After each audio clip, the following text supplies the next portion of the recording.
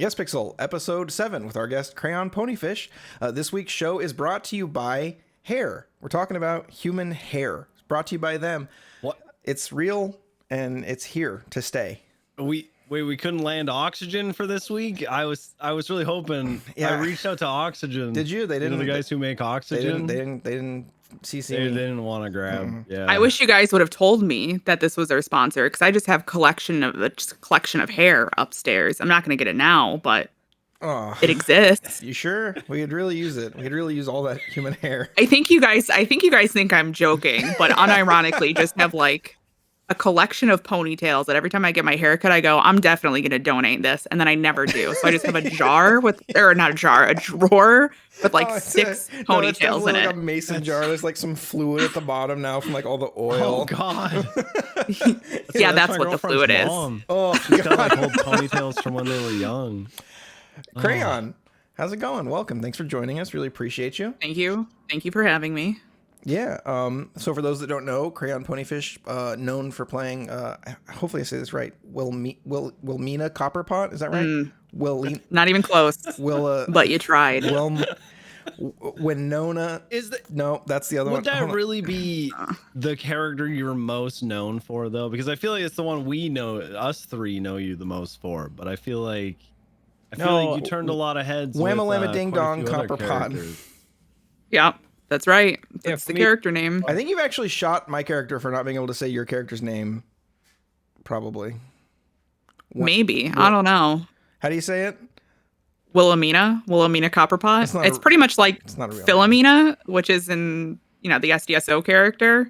Okay. Not mine. That's Nerd Andy's. But it's that, but with a W. Because all I do is get W's. Damn right. Ooh, exactly. Good. That's why it's Winona Fontaine, because all I do is win. Yeah. And then, of course, the other character, Winona Fontaine. Yeah. So thanks for coming on the show. We all have PD characters, but yours started in the DOC. And not only did you start in the DOC, but you went all the way up to the warden. Oh, I ran that bitch. Yeah. Yeah, that is accurate. Does anybody but me have a lifer ran character it. here? No, just me? You left such a lasting impression that your face now takes up a 20 by 20 mural on, I believe it's cell block 6. Yeah, it's 6. Yep. I don't know why it's not 7. It's kind of insulting that it's not 7. Yeah. What's the deal? Why not 7? I don't know. I didn't even know it was happening in the first place. It was a genuine surprise to me. They, when I 3.0 first dropped and they wanted to redo the prison, they asked me to reach out to the lifers and the other guards and just come up with a little art thing to add to the walls, like how everyone else's shit is all over the walls. So I had like this really small one that was just a picture of a beret and it said like, "Beware, I work here." Mm-hmm. And that's just all I wanted. And it never, they decided to delay the update for so long that by the time it came through, I had left prison. And then I have no idea whose idea it was, but they did that whole 20-foot face mural. I genuinely had no idea it was going to be there. Awesome. It's so sick. Yeah. Did the Yazukas ever get their like tiny little thing thrown? I don't think so. I think they got tossed by the wayside. I don't know if there's... What were they? What do you mean? Their art? Yeah. I have genuinely no idea. I haven't like walked around prison even since the update. Yeah, usually the only time we go in prison is when we're doing raids and then getting yelled at about it for it later. So I have a question about what... So you went from DOC to warden to cadet of the PD. What's it like going from king of the castle to bottom of the totem pole? You really said it's bottom. I still feel like that's moving up. I see. I don't know because I think because I've always just kind of been a lone wolf. I don't know. It's hard to explain, but it just pretty much feels the same because just like I didn't have anyone to lean on in DOC, I don't really have anyone to lean on in PD. So like, I'm still lone wolfing. Plus, I used to get shit on as DOC. I'm still getting shit on as a cadet. It's pretty much the same, if I'm being honest with you. There is no difference besides I don't have to do any paperwork, OOC, to get people hired and run a department. I can just sign on go on duty, patrol for a couple hours, and then sign off. And no one will send me 40 emails about like why they didn't like that I put them in AdSec. Wait, you don't get a bunch of emails after every shift? Is that just me? I think that is just you. Fuck. Okay. All right. Good to know, I guess. Cool. So you said that you're always kind of a lone wolf, but when I think of your sort of what I would consider prodigious like time on the server, like you've been part of such big groups. Like there was Lot Q, there was some stuff with the Rickies. Now there's stuff with, DOC and then PD. When I look at you from the outside, it's always this person is like in the center of like really cool and interesting groups. And so it's interesting for you to say that you've always felt sort of a lone wolf despite being surrounded by all these people. What's up with that?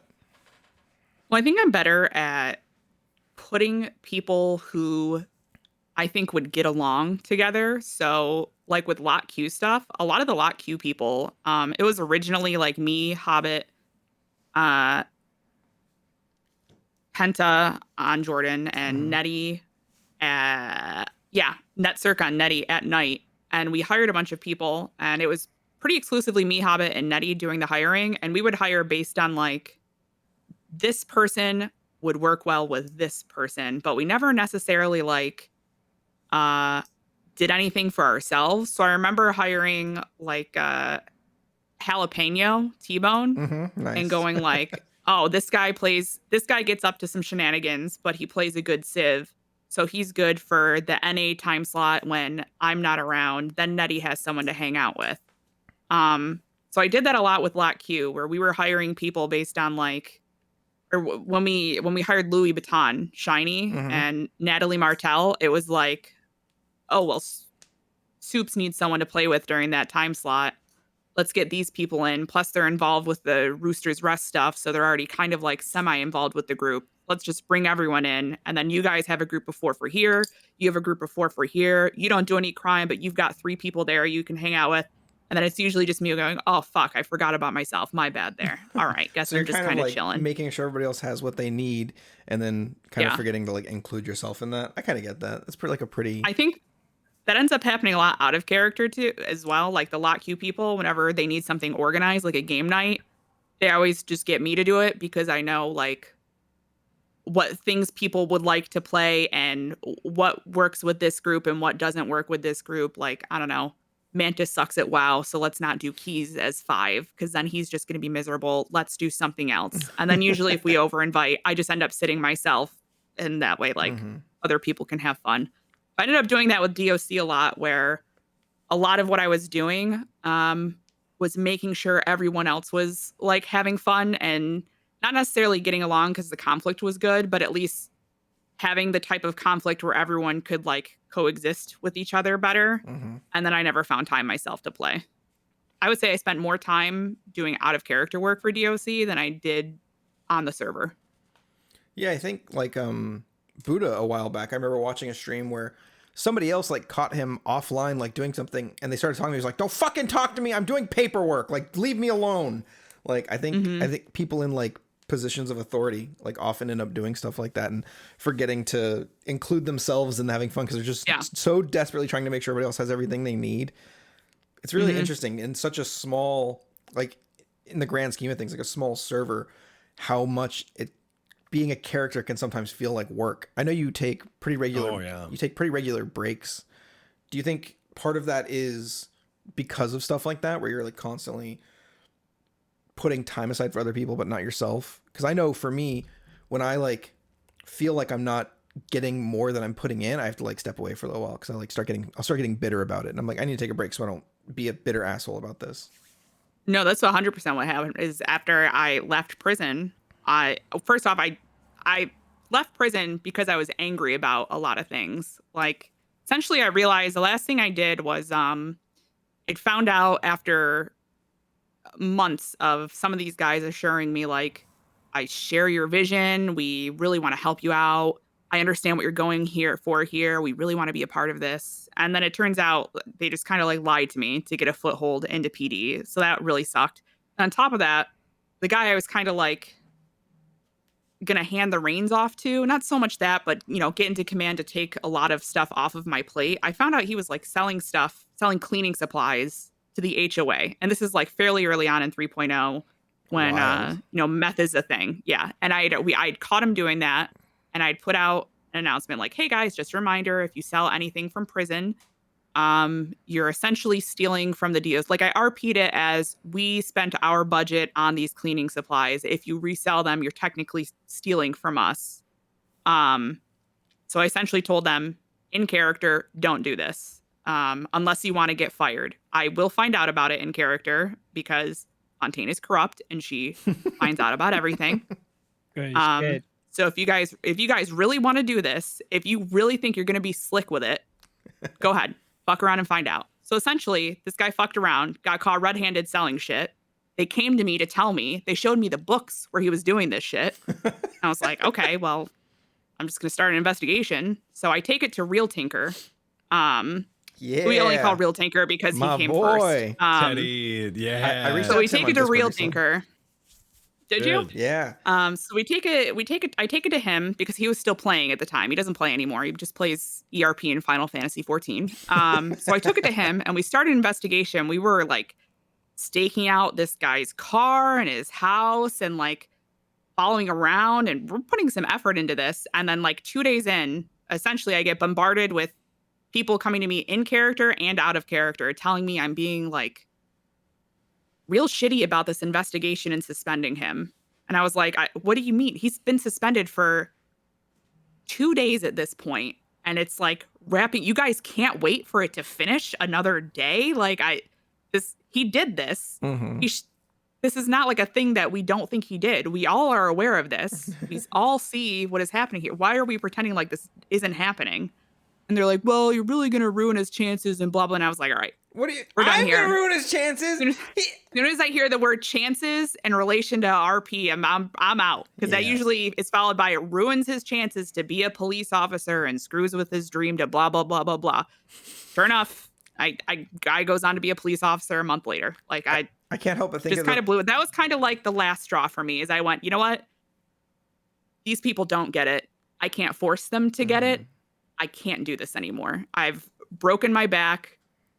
Waking up at 7 different times a day to hire for all these time zones and trying to get this department off the ground. And I've dealt with a lot of shit I did not want to do in or out of character for that prison that I was forced into doing.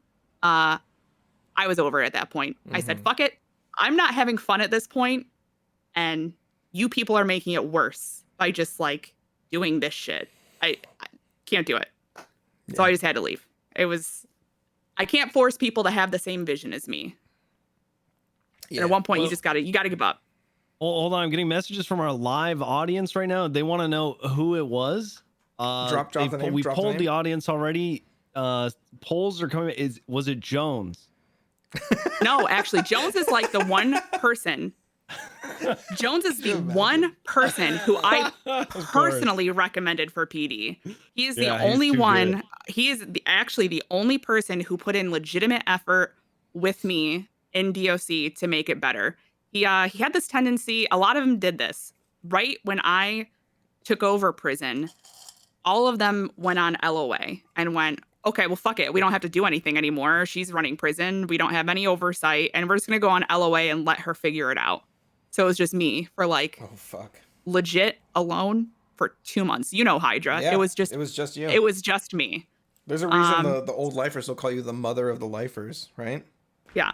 So they all, a lot of them left for a while, and then they came back when they saw that like prison RP didn't suck anymore, and they're like, oh shit, hold on, let me just walk on in here. But then a lot of them still went, oh, but we still don't want to put in effort, and they would just stand in the locked office for 14 hours a day. I'm not going to name names, but someone just went and played Final Fantasy 14 for 16 hours a day for like 2 weeks, and then went and bragged about having 100 hours. And I was like, this is not an achievement here. You just stood there and did nothing. This is ridiculous to me. Man. They would like actively walk away from guards and like did nothing with lifers, would walk away from any inmate trying to talk to them, was like, oh, sorry, I'm busy doing paperwork. Oh, What yeah. fucking paperwork? The Yuzukas paperwork is kidnapped DOC? DOC once because he like would not talk to anybody. And we like were trying to have like a fun interaction with him, and he kept just walking away. So eventually we tackled him and like spam carried. We all stood around him and spam carried so that every time he would like see, because he was just spamming E to get out of it, right? So we just kept spam carrying him because we didn't want to escort because that felt maybe too powerful. So we just kept spam carrying him all the way to the showers and we beat the shit out of him. It was so good. This is before any fun things were in like shanks or anything. So we just had to pretend we had a shank. And then the second. Do you remember? Sorry, keep going. No, go ahead. Do you remember I actually went, and this was a big deal early on. I went to the farmer's market. Yeah. I went to the farmer's market and I got I made in Microsoft Paint a little fake shank, and I got it made. And then I gave it to someone along with a real knife and said like, hey, we all know this is a shank, right? Like trying to like figure out a way to RP you guys having shanks before they were put in. And we had to stop because I think it was Dan Faley didn't understand the concept of it being a shank and not a real knife, and was like, I think Fontaine's giving knives to prisoners, guys. I think that's what's going on here. And I was like, hold on now. That's not what's happening. Oh, that's great. Like, no, they're making this in a back prison. Straight, Dan. I gave them a shank. Yeah, I was thinking about what you're saying about that guy getting in trouble and his chances. What you should have done is just what PD does and just unwhitelist him without talking about it. At that point, I couldn't whitelist. Oh, that's funny. I should have done that. Dude, okay. Slow down. You're gonna ruin your chances, Hydra. Oh no, come on, Hydra. man. Dude, I got suspended from PD recently. Good. Oh damn! What'd you do? Did you place a cone? No, nothing as insane as nothing as crazy as that. So I had a disagreement about some charges in the cells, and then Dan Faley pulled me aside and we talked about it. He said, "Don't do that, you fucking idiot. You make us look like shit." I'm okay. Serious, sir. Won't happen again. It never happened again. And then there was like a SWAT meeting, and I guess like when I was just being a space cadet, not paying attention, and Cy Carter ran in as I opened the gate. Without like people have looked at the clip and said like, dude, we can tell like you're obviously like laser focused on just like getting there. Like I don't react at all to Cy Carter until he's like getting arrested. Even then I'm like, who's this fucking guy? So, and then I guess somebody asked me about it. I don't know who it was. It might have been Hardcastle. I watched the clip, but I can't tell his voice. He's like, Hydra, did you let him in? I was like, no, I locked the gate behind me. I've been helping Dan move the SWAT trucks. And he's like, I think you let, he's like, was it? And he's like, you let him in. And I was like, dude, I locked the gate behind me. I don't think I let him in. But he kept asking me. He's like, did you let him in? Did you let him in? Did you let him in? He was never like, stop. Whether you realize it or not, you let him in. I'd be like, oh shit. If I did, that's on me. I didn't realize that. I'm sorry. Like, what can I do to fix it? Yeah. But he just kept asking me, like, did you let him in? I'm like, dude, I locked the gate behind. I don't know what more to tell you, right? Like, how could somebody get in if I locked the gate behind me? Like, that's not on me. Not realizing the dude just ran in right in front of me, and I was just so focused on other things I didn't notice it, right? There's also like 100 people there, all wearing like different outfits. So I'm not familiar with SDSO, so maybe somebody running in just like didn't even ping is like weird for me. So I guess that was like the big thing, was like somebody thought that I lied to them when they called me on something when I was just wrong. And then the last thing was I let Lil Sponge into we had like a fun little RP. Did you guys know that's not Jacka? Yeah, I thought it was Jacka. I deadass thought that was Jacka. When I was like kind of a dick to him yesterday because I was like, oh, it's Jacka. He and I go way back. He's cool. So I was like straight up an asshole to him on Kaminsky's wife yesterday. And I think the guy was like legitimately like, whoa, what the fuck is this bitch talking to me like that? And I was like, wait, hold on. Is this not Jacka? Hold on really quick. Oh, that's too funny. But yeah, so I thought it was, first of all, I thought it was Jacka. So I thought it was my friend doing like a funny RP, and whether or not you're supposed to do this, I don't know. But when you trust a role player, you will let them get away with more than you might normally with somebody you don't trust, because like we're professionals. Like we all do this as like either a hobby or a part-time job or a full-time job. You gain trust in a role player's ability to not fuck you themselves and everyone around them out of fun, cool things.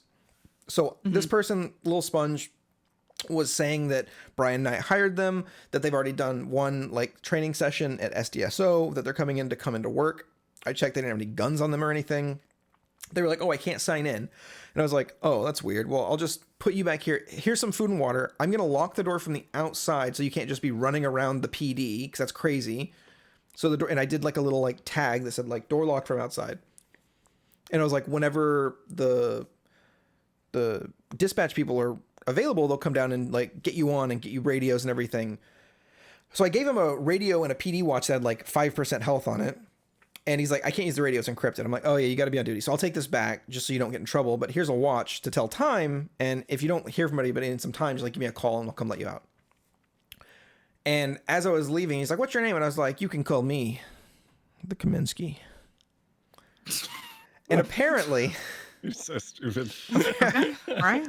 That's what you went with. Yeah. Okay. I'd run into Kaminsky earlier in the day. It was just a funny gag. I don't know. I thought it was funny. I say weird shit. I have Tourette syndrome. I don't know why I do have the things I do. I'm mostly surprised at the way that you did this. Like you did a weird little hand gesture. But here's the thing. You didn't do that in character. But I can tell that you did it out of character. I definitely did it out of character. As you did it.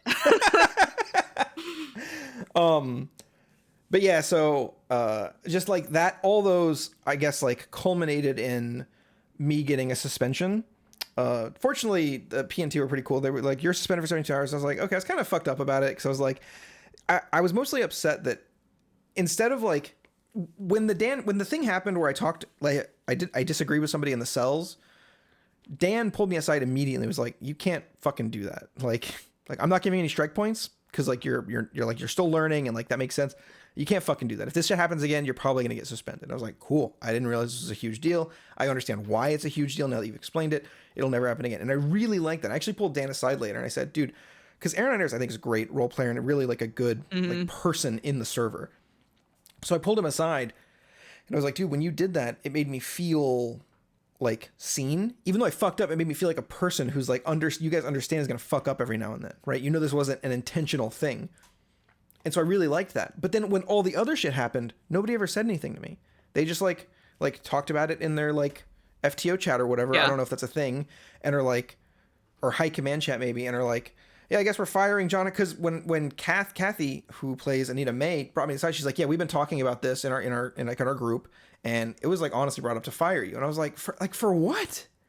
Like, what are you talking? I've never done anything. And they're like, actually, you've done this and this. I'm like, why is it being brought up like weeks later instead of like when it happened? Like growing up, like my thing was always like, no news is good news, right? If like nobody brings anything up, you're not fucking up and you can just keep on keeping on.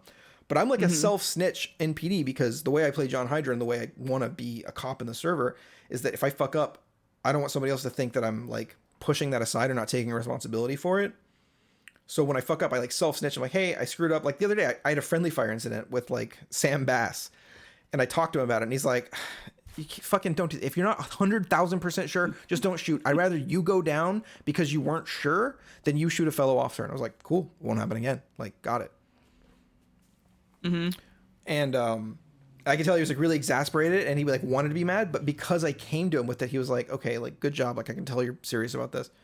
So it felt really, like I felt really blindsided by the whole thing. So I was just very confused. So I got like a little emotional and I was like, all right, cool. And I went off duty and they could tell I was upset. And so they're like, we're going to find, she like emailed me and she was like, we're going to find a way for you to do something other than just being suspended. So they gave me like shit pan duty, right? So I just go guard the shit panners, the gold panners. Yeah, it was fun. I did that, but so it's fine now. But that was my suspended story. I think there's a lot of some new and some old FTOs who are better doers than teachers. So they don't know how to articulate to the people that they're teaching either at all or like properly in general. So it ends up breaking them and they forget the part where you have to build them back up. Yeah. So it just ends up being that's part of the reason also why I think we have such a high cadet turnover is because a lot of the FTOs I had were excellent, but there was a few that I was like, wow, you really just spent 4 hours trying to make me feel bad.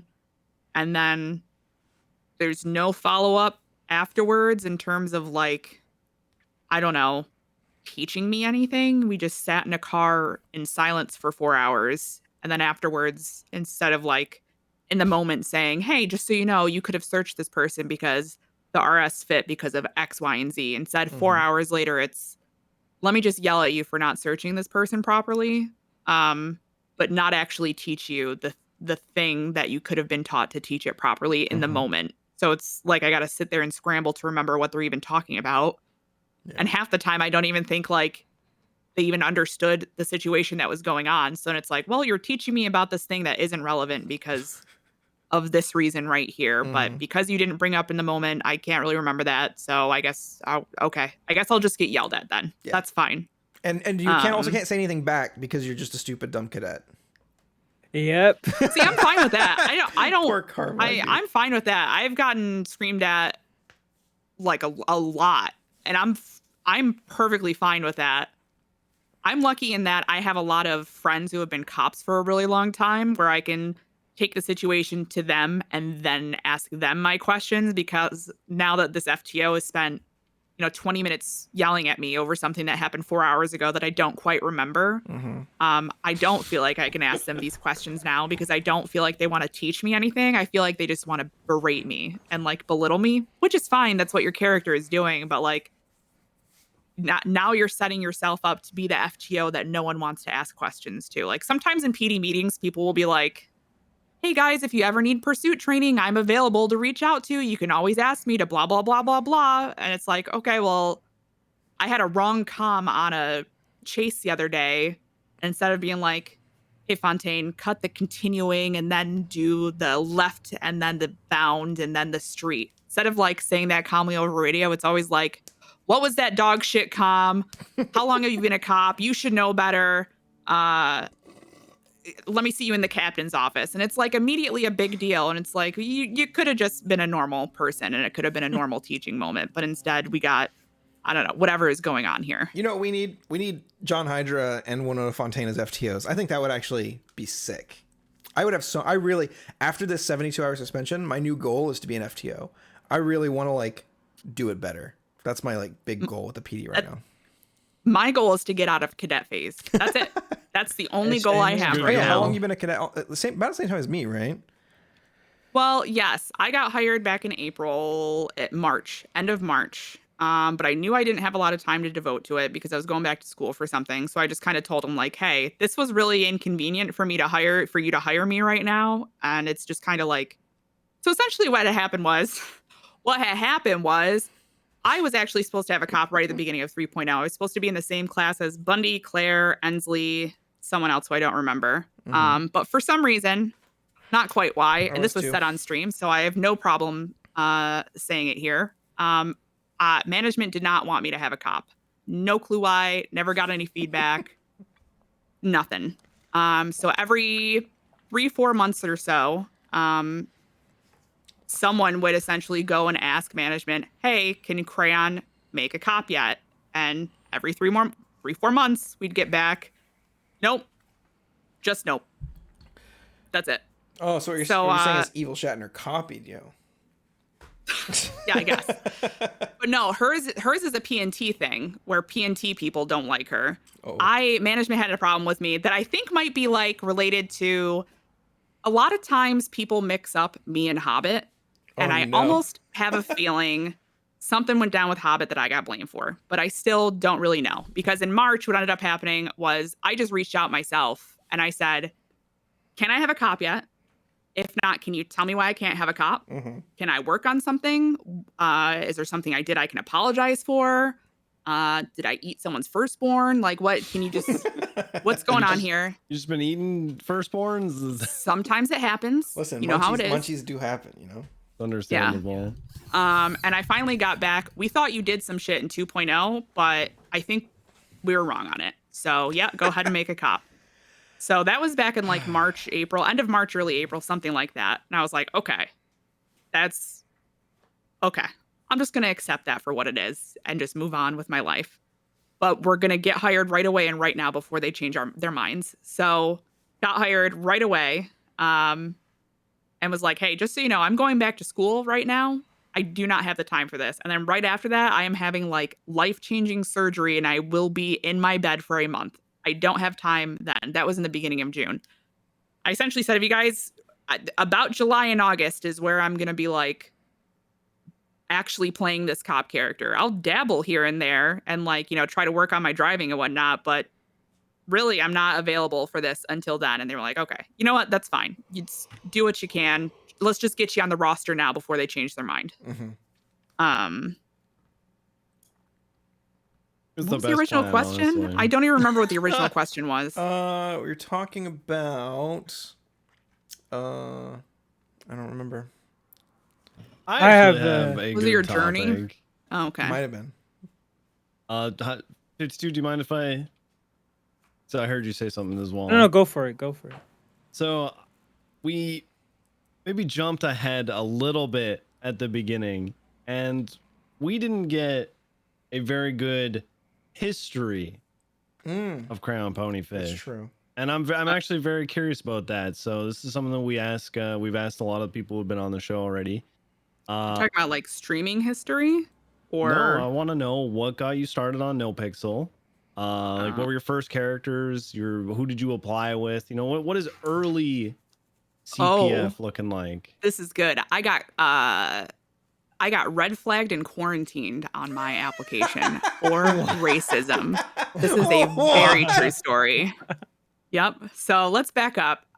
Streaming, I was going to be a WoW streamer, and then I was like, this is boring. I don't want this. And that was about the same time the moon boom, the first moon boom happened. For Yespixel, and you know what 2.0? I actually started it is I was watching Soda Poppin', and he was playing Slime Rancher, and the next day he wasn't on Slime Rancher, he was on GTA, and I was like, I don't want to fucking watch this shit. I want to watch Slime Rancher. Are you kidding me? What is this? Who fucking cares about this shit? Go back to Slime Rancher, please. I just want to see him farm for plorts, please. Yeah, pretty much. That's essentially what it was. And then I watched him a little bit, and I was like, "Oh, are they just playing D&D, but like in a GTA?" So I did not even know this existed, like in any form. I think that was a lot of us around that time. Yeah. Being absolutely blown away. And it's funny because there's still people discovering it like that, even in 3.0. Yep. Sorry. So I was a Soda Poppin' viewer and then a Moon viewer, and then I applied and I got in kind of right as the boom was like winding down, like maybe a week after Moon quit the server is when I got in. And the character I applied on, go ahead. I was gonna say I think we joined around like within the same few weeks. Yeah.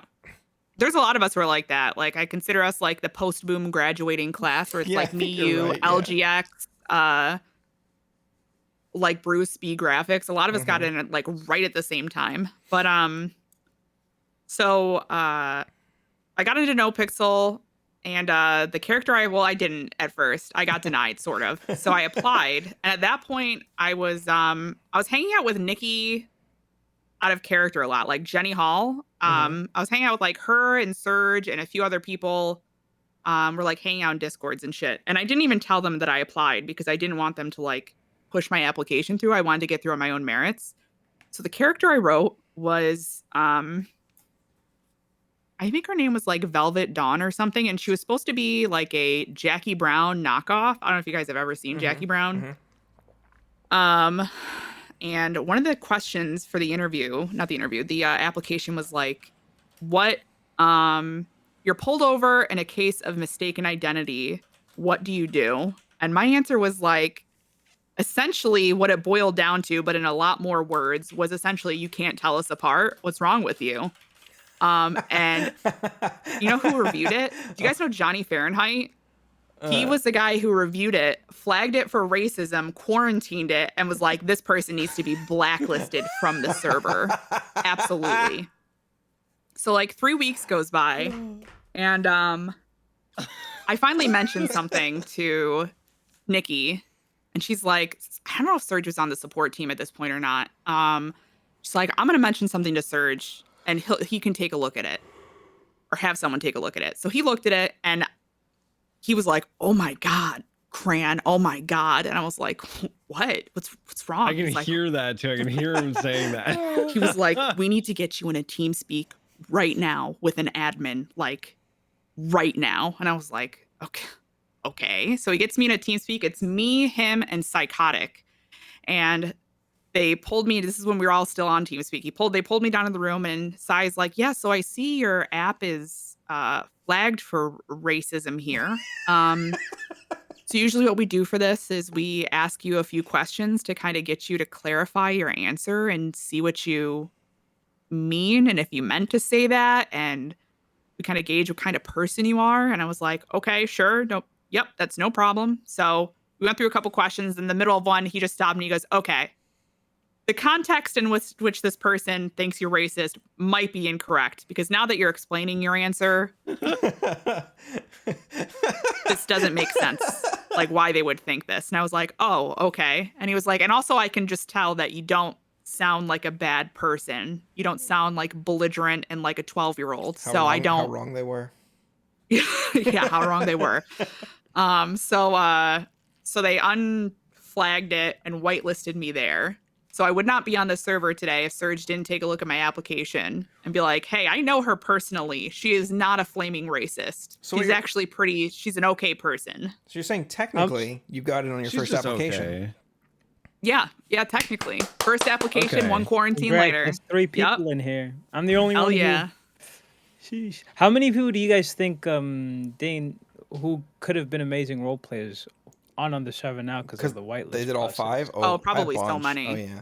Probably so many. If you just look at how many people get it denied from like other servers and we all flock over, like I remember the first time we went to Wild West RP a few years ago, Afro got denied, and I was like, what? okay, they're Silent wrong for too. that one. Silent They are Sentry wrong too. for that one. Yeah. Yeah, when Silent... So I imagine that happens in No Pix all the time. Mhm. One of the server's greatest chameleons. Yeah, true. Okay. Yep.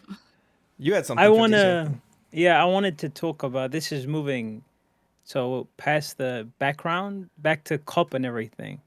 Like, the barrier to entry as a cop is probably, it's up there. It's really fucking hard, man. It's, like, the way I got in, I got lucky. I had one encounter with the chief of police, and a conversation led to it. But most people that try and get cops, they gotta do things they don't want to do, and you probably had to deal with that. Crayonponyfish, like make a DOC character.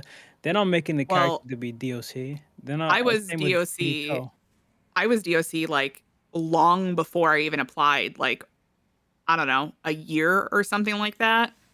When I originally sent in my application, Daisy Dukakis was like the captain there, and I was actually late on the application by like 2 weeks. She's like, "Send me the app, I'll have you for the next round." And she's like, and the app was like very detailed about like what you want to do with DOC, where you see yourself in the future, blah blah blah. And I went really into it with like the ideas that I had, because I actually really wanted to play like a corrections character. I was really into Oz at the time. Oz is like still one of my top That show is favorite so crazy. top depressing. 5 TV So shows. depressing. I love Oz so much that I was like, That says so Oz much and about Wentworth, you. actually.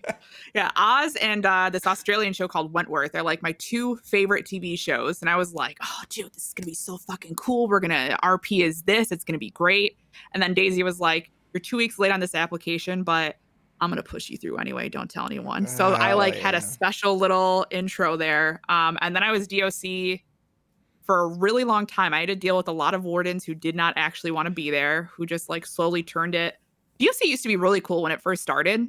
It was like really cool. And then it just kind of slowly got neutered warden by warden. And and then I kind of showed up and went, I can't do anything yet because I'm still a cadet. We got to bide our time for a little bit. So I had to sit there and just like wait for different people to get appointed warden before I did. And I didn't even get appointed warden. I just essentially said, "Hey, anyone doing this?" And no one said anything. And I said, "Okay, I'm going to be doing this then." I remember talking to 5-0 about it. And he was like, "I can go to bat for you if you want and get you, I can get you up there quicker." And I was like, "No need. I'm just going to do it. I'm just going to do it. We're not going to ask for permission. Yes. We're going to ask for forgiveness if it comes to that." But it didn't come to that. Thankfully, they just kind of like let me do my thing for a while. But yeah, that's kind of how I took over prison. That's That's crazy. actually Essentially. crazy to think about. I do remember the time in 2.0 before there was anybody in prison. There was still just guards with guns standing on the catwalk who would spray you down for honestly Like sometimes fighting. whatever reason they deem fit. They The just shoot you down. Yep. The previous warden actually, so you know how I drive my RV? You might not know Carmine. Actually, none of you might not know, but I used to I know drive this my one. RV around everywhere, and I used to RP it. I still do. I RP it as being my house. I don't use the Alta Street apartments. I don't have anything in storage there. I don't change my outfits there. I've always RP'd that my RV is my house, and I keep everything in there. Actually, do you remember, Troms, when we went out, me, you, and Miles, we stole a TV, and we put it in the RV? I had that until about 2 months ago when someone broke into my RV and took it. And I was so fucking I remember mad about it too. I think you brought it up to Too Moose real. Beard, and I was Yeah. like, wait, the TV? I was The thinking TV. about I it, still and I was had like, that no shit. Yeah. way. But the old warden before me actually, like not 5-0 and Coil, like a different person, had an issue with me bringing my RV to prison and like parking it outside. They were like, this is stupid. I don't want them doing this. We need to fire her. Like they were going to fire me for bringing an RV to prison. Yeah, very this weird. I dead remember ass this. was a thing. That's my Yes, house. it was. I don't know. So that's essentially when I decided like we're gonna wait until this person's done here because then I'm just gonna take this bitch over and nobody is gonna stop me because nobody is around except for me. Yeah. So it's essentially how I did it. The Yazukas So were I around just for waited that. for. I just waited for a department to crash and burn, and then I just took it over. Excellent. Perfect. And it worked out. Just like Okay, so just to finish off my question, so we can all agree getting into PD is very hard. Yes. Even with roleplay, it's super hard. There's like Yep. there's a roleplay barrier and there's an out of character barrier too that you got to get through.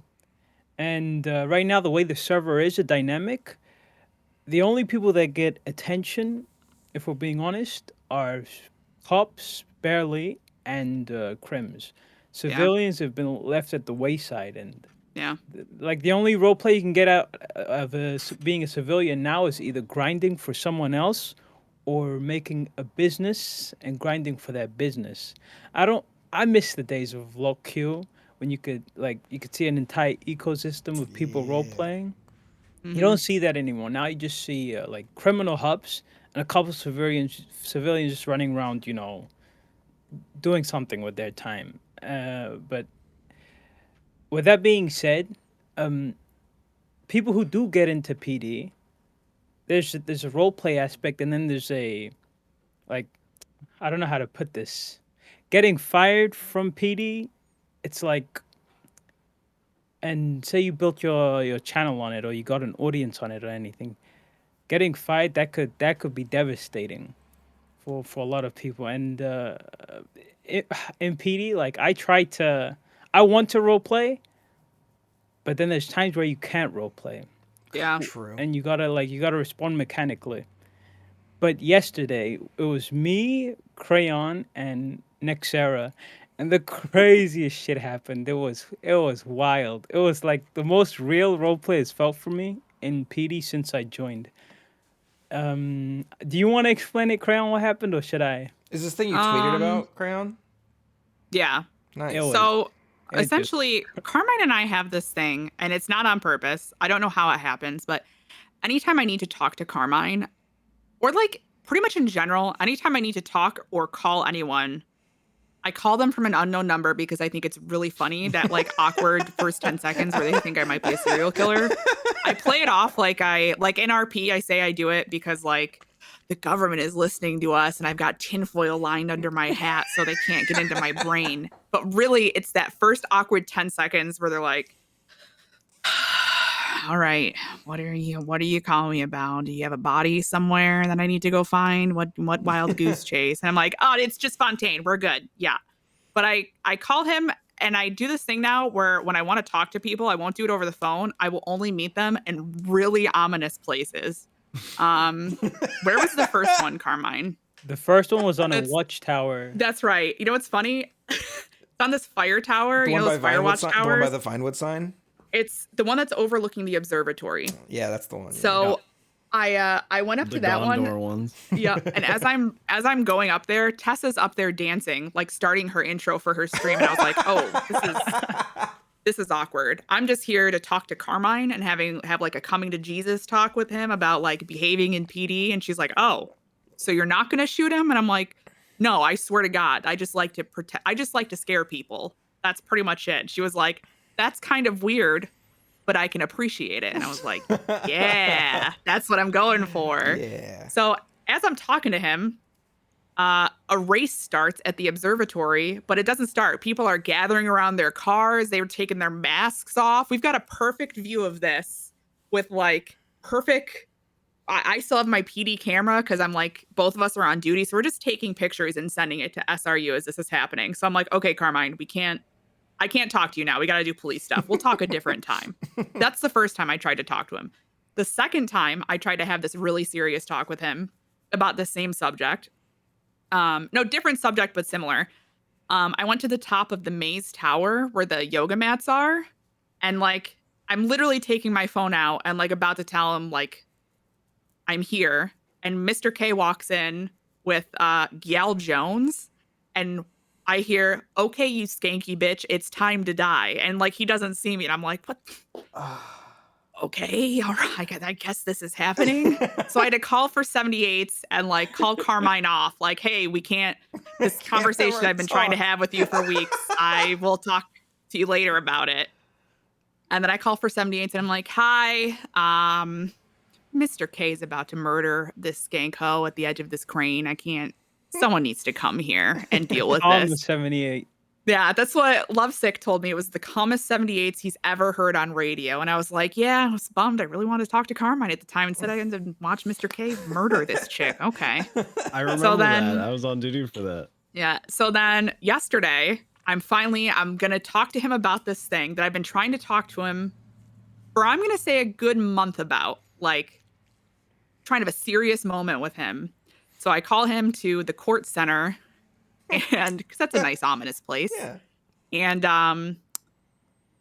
I tell him like, hey, we got to go to the middle. I came here last night and I buried tinfoil and I lined the bushes in tinfoil so they can't hear us have this conversation.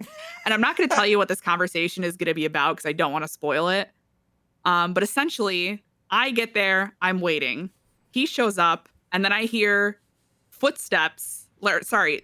10 seconds later, I hear another random car pull up, struggle to get into a parking spot, like they're screeching around. So I'm thinking, oh, they're trying to get into an exit position. And then they run up, and I'm like, oh, we're about to get fucking shot again. Can we really not have a single conversation here? What do we need to do? Do we need to pre-plan this? Do I need to make an appointment with you where we meet in like a safe spot where nobody is going to show up? And then Tommy Tinker runs around the corner and he's like, Fontaine, relax. I called him here. Don't worry about it. And That's exactly what Tommy Tinker sounds like. Yeah. Yeah. And That's me. Yeah, no, that's Carmine. Yeah. Okay. Yeah. And I'm annoyed at this point because I finally get him somewhere after weeks of trying to talk and to he him. blows it. And he's like, yeah, I called this guy here to talk for this private conversation that you've been trying to have with me for weeks. Yeah, it's fine. I just called backup. No big deal. And then we get into an altercation. Such a Carmine thing to do. A little bit of an altercation. It really is. And they go back and forth, and it ends up with the 77's call and two guys in cuffs. And then who are the two guys? What is this? Oh, me and Tinker. Oh. Yeah. So he ends up Tinker. So in RP, I'm like telling Carmine, this is really private. I need to talk to just you about it. And they're both like, no, it's fine. And I'm like ignoring Tinker and like just trying to talk to Carmine. And Tinker's getting like steadily more angry because, yeah, I am disrespecting him. I'm not here to talk to him. He's not even I don't even think he's on duty. He's wearing like plain clothes. Why would I think he's a cop? He's just like some guy rolling up. And he's just really trying to be part of this conversation I'm trying to have with Carmine. So I'm like pissed about it. And he gets a little upsetty because I'm going to be honest, in terms of like verbal altercations there, I definitely got the W there. He got a little upsetty. I was disrespecting him, and he punched me out. Ooh, a little bit spicy. But I don't think he knew that like I come from prison. This is just a normal thing for me. let me just take out this baton and beat you down real quick. Even later on in my IA meeting, McNulty was like, hey, just so you know, you should have taken out your gun and just shot him. I was like, Hell what? yeah. We can do that? He's like, yeah, if they're punching you out and you don't know what's going to happen to your equipment after that. They're attacking an officer. Just take out your gun and shoot him. I was like, oh, okay. Well, I come from prison where we don't really have guns like that. We got to learn, take out your baton and you beat his ass down. So I managed to beat his ass down. And then I walked away because I figure like, okay, situation's ended. We'll just call Carmine a different time, meet up with him later. This has been a good scene. We're walking away. But then he chases me down. Like he doesn't want to let this go. He doesn't want to let go that I disrespected him and beat him down. He's like, no. He literally said, we're going to teach you a lesson you're going to learn today. And I was like, shit. Okay, all right, here we go. So he's walking at me and I tase him because I'm an on-duty cop that you just attacked. I'm going to tase you and cuff you. And it's just how it's going to be. Like, sorry. So I tase him, cuff him. Carmine uncuffs him. You want to explain that one for me real quick? Because so I was watching all of this unfold, and I'm asking myself, is this shit happening? Is this because in my defense, I didn't call him over. I told him where I was.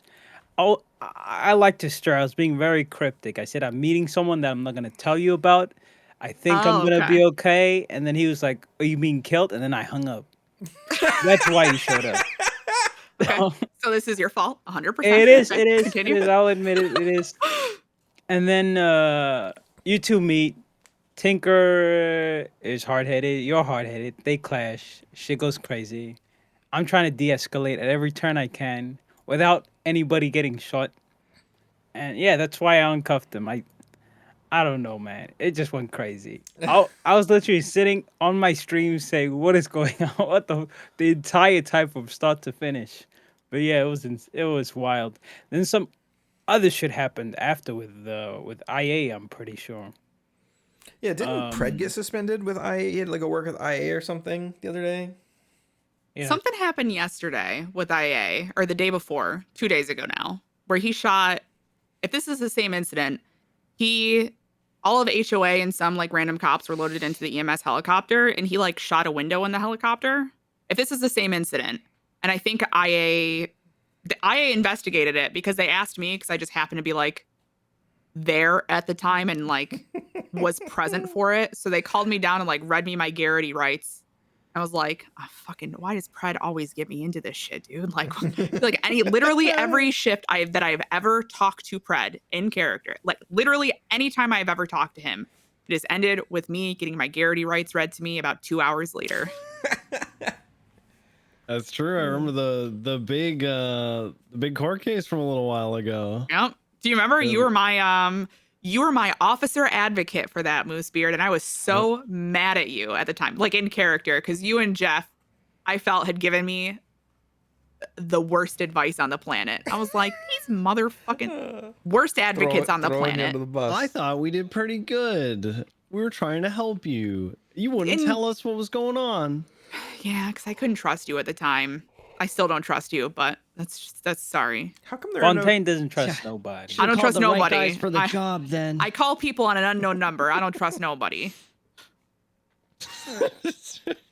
I love that you still stick to character traits like that. That's a rarity now. Yeah, Carmine's Carmine Costello has character, and I know 52 is obsessed with sticking to the character traits, even at his own detriment sometimes.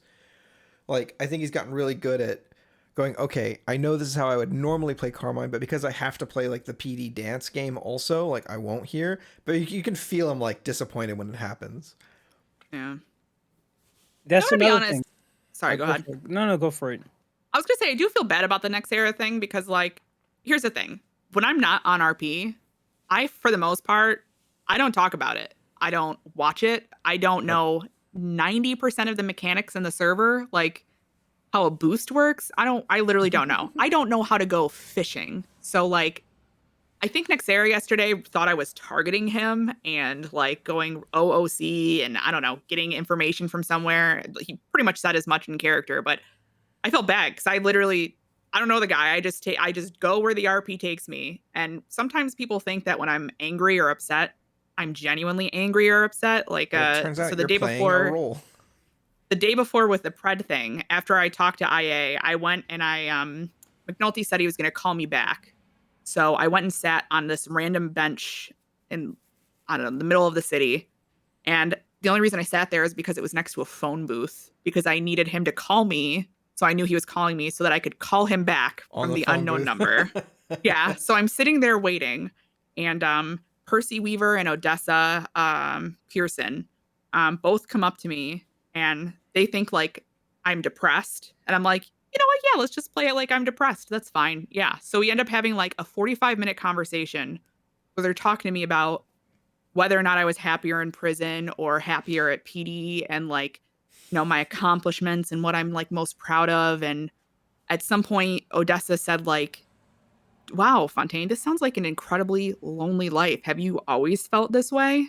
And I started fake crying and I said like, Odessa, I don't think I have at any point in the past 2 years had someone I can legitimately call a friend. And I don't know if I was really convincing with it, but they ended up reaching out to like Aw. Gable and being Oh, like, see? she's really upset right now about whatever is happening in IA. You guys need to like talk to her. I don't know what's going Aw. on. So Gable reached out to me like that night and was like, hey, I just want you to know this thing that's happening with Pred is not that serious. If anything happens, it's going to be like 5 strike points. It's not, it's okay. You're not going to get fired. And I was like, What a sweetheart. I'm very Aw, flattered that you very guys thought sweet. this, but I promise that Damn. I'm good. So the next day, I felt in the middle of it, I felt like Nixera thought I was genuinely angry at him and genuinely trying to fuck him over and like going hard on him. And I was like, I could tell because I kept getting hoppers that were like, you know, he thinks you're being real lame about this right now. And I was like, oh, I'm just doing whatever the RP is. Okay, my bad. Sorry. So I'm going to reach out to him and be like, hey man, just so you know, I don't dislike you. I don't really know you like that to fuck you over. That's not, I don't really do that in general, but I don't know. I don't have this weird hatred for you. And so it makes me feel bad that like people can't tell when I'm legitimately upset, that they think I might hate them. I think he's having some issues right now with feeling like a snake in the character, where because everyone's kind of going with this, he's a snake role play because he's always doing. You know what, I feel like Nexera and on Tommy is like Carmine Light. True. Yeah. Like, Yeah, they talked about that. He was actually our last guest. yeah. I And it was, Do you ever Go for think it. though that people, when they dogpile like that, it's kind of flattering in a way, because that's a lot of times it's them saying, I know you'll go along with this RP because you're a great RPer. And it just happens to be that everyone starts to dogpile. Like if I had to think of examples right now, it'd be like Tommy Tinker, Carmine. But going back, Lot Q got that a lot, where we just really historically got hard fucked by a lot of cops. And a lot of people afterwards said like, yeah, we did that because we knew you guys weren't gonna like rage at us, essentially. Like I You were remember safe to roleplay with, basically. yeah, like I remember going through at the end of 2.0, I was hanging out with Kareem, and I was like, hey, do you want to play a really fun game with me really quick? He's like, yeah, sure. And I was like, why don't you open up my profile and we'll go down the list of charges and I will tell you actually what happened, honestly, with no, I won't lie to you. It's like right at the end, like 2 days before 2.0. I'll tell you exactly what happened, give you every ounce of information you need to know, and you tell me if this was a fair charge. And as we're going through, he goes, wow, out of the I think I was arrested less than 10 times on Copperpot. And out of all of those 10 times, only 2 of those he felt like were times where we didn't get supremely fucked over. And he's like, wow, you just kind of got lumped into the you guys won't rage at us, so let's only deal with you guys group. Because, you know, cops didn't want to go deal with other people. They were like, let's just go with these guys instead. So I think that happens to Nexera a lot, is people go, this guy's not gonna baby rage and be a shitbag. Let's let's pick on him. I think Peach gets that a lot too. Is people go, oh, she's cool with this and she goes along with this RP, so let's dogpile onto her as well. Yeah, we actually. I'll be honest. From the point of view of someone who gets dogpiled on, yep. It's manageable, but sometimes it comes from people you have no rapport with. Yes. You know? Yeah. Yeah, like people you don't even know. And sometimes some people take it too far too. Like I've like if I speak back, which I do a lot on my character, people go straight to strike points, straight to suspensions. So bullshit. And that's so fucking detrimental. It ends everything for me that day. Yeah. Over, And I think like, go ahead. Go for it. No, go for it. I think part of that too is people's lack of creativity to find a different punishment, that they just always go, oh, strike points, because that's just the available option for them. But I don't know, why don't you make them do vault duty or make them do Legion Square Patrol or something like that? I just feel like there's a lot of different avenues that people could use for punishments. But I feel like sometimes people more like the fact that they can give you a shattering punishment like that. So they go for the kill. Like there's a lot of times, Carmine, where people have been like, oh yeah, we suspended him for 72 hours for that. I'm like, that was just so unnecessary. Like, do you remember the day where you were supposed to go out with Kaminsky and Riggs? I think you were getting punished for something and they were going to do like a fun punishment with you. Fun meaning like it was going to be a punishment for you in character, but it's something that you would be able to RP while doing the punishment. Yeah. And they ended up just suspending you instead for like 72 hours or something like that. And I was like, oh, okay, well. No, it was 5 days. I think, was it? Was it? Wait, no, it was a suspension. It was a 2 day suspension. Yeah. And I was like, okay, well, this just, I don't know. You could have done anything to this guy and he would have gone along with it. And you just chose the shutdown instead. You chose the one option where he can't roleplay. Good job, guys. Good fucking job. Yeah, I feel like the big issue comes from like people that know Carmine or people that have good rapport with Carmine will go, hey, Carmine, today your call sign's going to be little bitch. And he's like, you son of a bitch, you know this is like a sensitive thing. And then that's like a fun, like little, he's like, you got me. But now every cop calls him little bitch. And it's like, okay, cool. Like, I guess technically this makes sense, but you guys, you haven't really earned this, right? You haven't earned like this like punishment for him. So then now once his call sign's back to normal, they're still calling him little bitch. And it's like, dude, like the gag's over. Like, this is the reason you weren't invited to the gag. Yeah, you came because it was there. Like the door was open, so you walked in, but you never thought, should you walk in? Yeah. People will start dogpiling. I think this is about Peach too. I stopped calling Peach fat and like making like woman jokes around her because at first she seemed super fine with it and totally cool. And then I started thinking like, oh, what if like she's just going along with it now because she doesn't want to be like a party pooper and like stop doing it. That's exactly what happened actually. Is she reached out to me and she was like, Crayon, can you give me some advice on what I should do here? Because I'm not really big on all of these people saying this shit to me. And I said, well, essentially, here's your two options. As someone who was previously dogpiled on before, your options are say something, but now people are afraid to RP with you, essentially, because they don't know if you're upset about it. Or don't say anything, take it on the chin. You're a little unhappy and you just hope that it eventually passes. And unfortunately, that's literally the only two options you have. And both suck, essentially. I was never comfortable with that. Like, I got the joke and all, but it just something about it just didn't sit right with me. Yeah. Just I think a lot of times play is just. I'm not gonna go down that avenue. I get it. I don't want to say content, but there's entertainment value in that, right? Like it's. Especially to this kind of the topic we're on is somebody being the butt of a joke. I think there's a lot of content in that idea, but I don't know. And it's like fine when like it's Tourette and people that are close to her and people that are like her friends in and out of character doing it. But then, like we said earlier, people just all start jumping on and dogpiling and they like lose the heart of the joke and it just becomes like mean. Yeah, I just want to say something on that. Me personally, I'm okay with people talking shit to me, so long as this is like a dynamic to where there's a back and forth.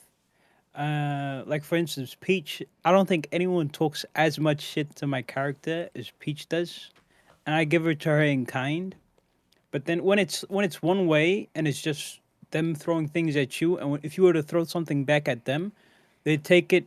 They can dish it out, but they can't take it. It just makes everything super weird, and it kills the vibe for me personally. I hate that shit. It's so bad. Uh, The fact that you like talk back to somebody and they go strike points or you're suspended. I'm like, dude, fuck you. Absolutely, go power fuck yourself. That's horseshit.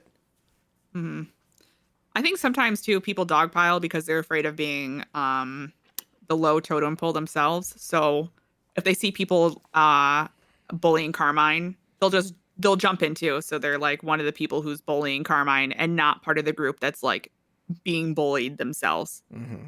Um, God forbid I say anything back to those guys. yeah. They'll get in their feelings and get super upset about it. But it's whatever. I have a slight subject change. This is a question, so I might be totally off here. Crayon, have you ever made music before? No. No. Did you know that there's a SoundCloud person named Crayonponyfish that makes like really weird EDM music? I think I did know that because I think they're also the person who owns the Instagram account, and I've been trying to get that Instagram account. I've done like this weird chain of messaging people who have like my username all over the place. Just try to own it 100%. Yeah. Damn, I was so excited. I was really hoping it was you because when I was like looking for like things that I wanted to like ask questions about today, I was like, oh, if Crayon makes music, I absolutely got to get Stinky Leg to do a rap to one of them. No, don't got a musical bone in my body. Dang. I'm sorry. Dang, that would have been so good. Apple Shampoo, back when she was doing rap stuff, was like, Crayon, I really want to get you on a track. And I was like, no, you do not want that don't want at that. all. Okay, I got a real question then if that's not true. So, NoPixel can often feel like a revolving door of people coming in and coming out. Sometimes it's hard to get to know people because they don't have prio and you do, and so they can only be around like at weird hours or like in AU times. So, in a server full of like, it feels like a revolving door, you've been a part of different groups that have all been pretty successful as groups. What do you think groups can do? This is, I'm talking about the Rickies, Lock Q, even DOC to an extent. You've seen it with the lifers a lot too. SDSO. What can certain groups do to stay good and be good on the server and like grow together? Like, what have you seen in your experience? Like, make groups good. You got to have accountability for your other group members. If there is somebody in your group who is just being a shitbag, you need to pull them aside and talk to them, or just drop them from your group completely if they're like a lost cause. That's something in Lot Q we did, was we would like, if we did steal security, we brought a random person along with us, and this random person like kind of flipped out or something, or just like kind of didn't really understand what was going on, and I don't know, just kind of acted in a way that was like, this does not fit like what we're going for. We would either pull them aside and talk to them, or just straight up tell them like, hey, it's not a good fit, but maybe come back part-time. And that's part of the reason why the roster for Lock Q was so big, was because if the person just didn't have the right attitude, I don't want to use the word quality, but if they don't have the right attitude, then just don't have them around you. Don't support people who just don't understand the type of RP you're going for. I'm saying like there's been times where people in Lot Q just like someone power gamed something completely, and it wasn't like a fun like haha we're power gaming thing. It was like you power game to win this random scenario with this gang who came to shoot us or something like that, and just drop them. Have accountability for your group, and the quality of your group goes up a lot. What do you do? If you Go ahead. No, you're fine. Go ahead. I hear you. I've been part of groups that I really enjoyed, and the dynamic was really good. You've actually seen one of these groups have kind of an internal schism. I've had other groups where I really like the group and I'm really happy with it, but one person, I often find myself going like, this dude's like fucking it up. He's like not catching the vibe, and I've talked to him about it over but I think of them as like my friend. So I don't want to drop my friend from the group, but at the same time, they're like destroying the thing. How do you like decide like how do you fucking juggle that? It's a lot, right? I think with Lot Q, we lucked out in that a lot of us became friends out of character, and we could just straight up ask them, like, why did you do this thing? What were you doing here? And they can just give you a better viewpoint. Or maybe they didn't think it was that serious. Or maybe they really thought that thing they did was okay and they just had to be explained why it didn't suck. So a lot of times it's just giving someone the benefit of the doubt to hear them out, but then also not being afraid to say, hey, that was kind of a shitbag thing. Don't come back if you're going to keep doing that. Go find a different group who is more accepting of that. So I think it's the fact that we are so like, not that we've ever really confronted anyone out of character, because I don't want to use the word confrontation, but it's pretty easy to just be like, you know, casually playing something with someone and being like, hey man, that thing you did the other day where you hopped into the front seat to start the car, you know that wasn't like a cool thing to do, right? And then like getting their point of view on that. So a lot of it is you just have to gauge their attitude and just kind of figure out who's a good fit for the group. Okay, cool. I think that's where Miles and I have a little bit of magic. We tend to balance each other very well, and You guys really do. we had no real idea like who each other was before meeting on Whitley and Moosebeard, and then before really getting to know each other as the Littlemans. But we really do balance each other, and he has actually done a lot of the checks and balances, right? I wouldn't say that I'm a bit of a risk, but sometimes I do take a couple risks that I don't think he would necessarily take. And he's always there to. Well, I mean, I don't think about them in the moment. They just kind of happen, all right? Like, you're on the side of a PD Granger that you found at I don't know, the Ranger PD, and maybe all of a sudden you have an assault rifle in your hand, because it was just in the truck, and maybe for whatever reason you decide to shoot it because you have a gun now, and guns are cool, and then you get yelled at by your brother because that gun doesn't exist. Why do you have that? And then the PD get a notification that somebody's shooting class 2 weapons out of a PD Granger. Before you know it, listen, it's just he keeps me in balance. All right, I like that. I think that's accountability is really, really big. We've had no one in particular, but we have like, for people who just kind of joining in randomness for the Littlemans, we have kind of pulled them aside and said like, whoa, like we don't do that. We don't fuck around. A lot of the times it happens there on the spot in character. Well, we'll like pause the situation and be like, don't fucking do that, man. Like, what are you doing?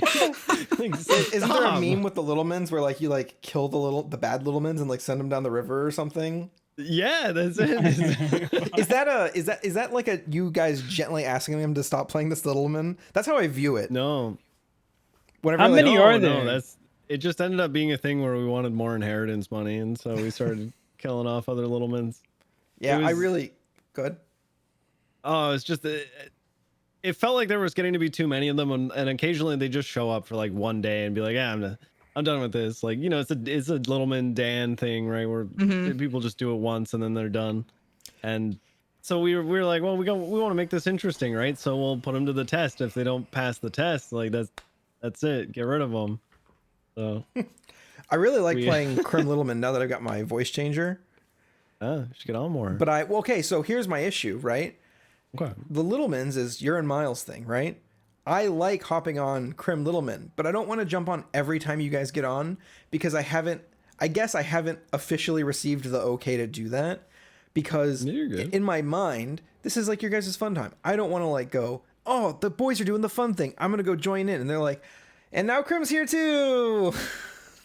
You know what I mean? You're right, Hydra. We were talking about gatekeeping earlier, and I feel like gatekeeping for Littlemans is a lot. It's a lot worse than gatekeeping for PD and DOC and Dispatch. It's bad. Just, these I don't know. Yeah, I tried to make one, and they forced permitted me at the apartment. You see that? Forced permit. This is bullshit. Yeah. It's crazy. Yeah. Rim Littleman, they killed him. They did. See? Wait a second. No, I'm joking. I was a joke. Oh, okay. Yeah.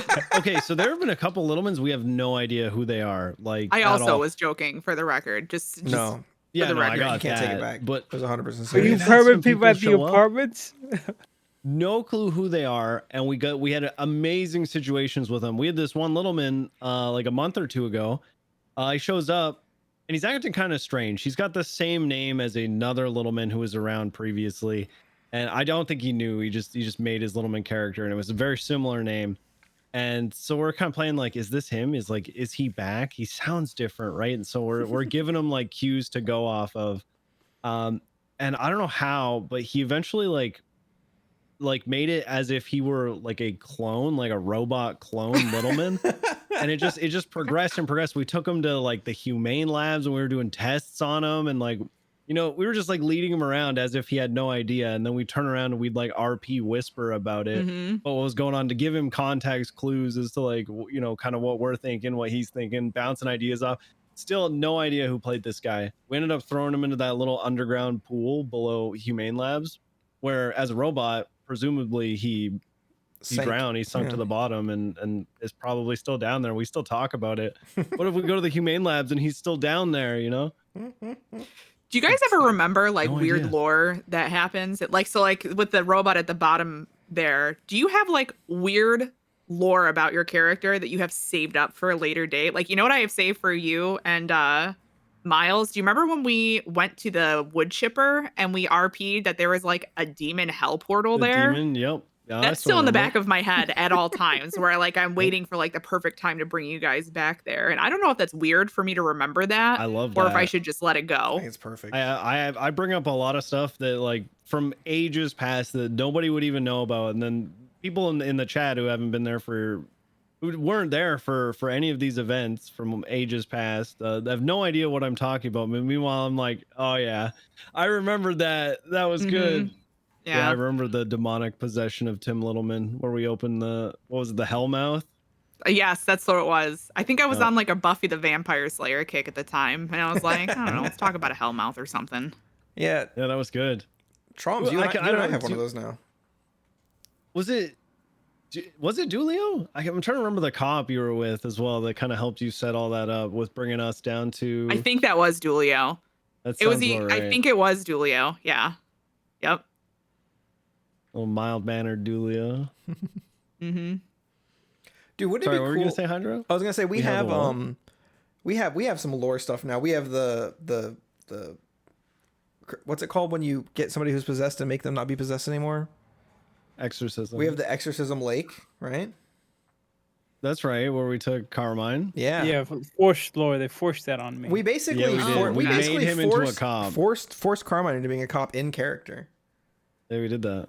And then like the next day he was literally a cop. It was funny because we like hired him as PD toe, like exercised him, hired him as PD toe, come back the next day and he's like, I'm a cadet. And I'm like, oh, that's cool. I'm glad you're a cadet.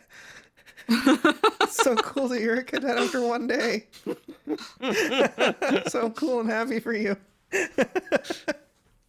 Oh yeah, because you waited for a while too, Hydra. Oh, dude. You got gate capped at PD Toe. I got gate capped in DOC for a long time.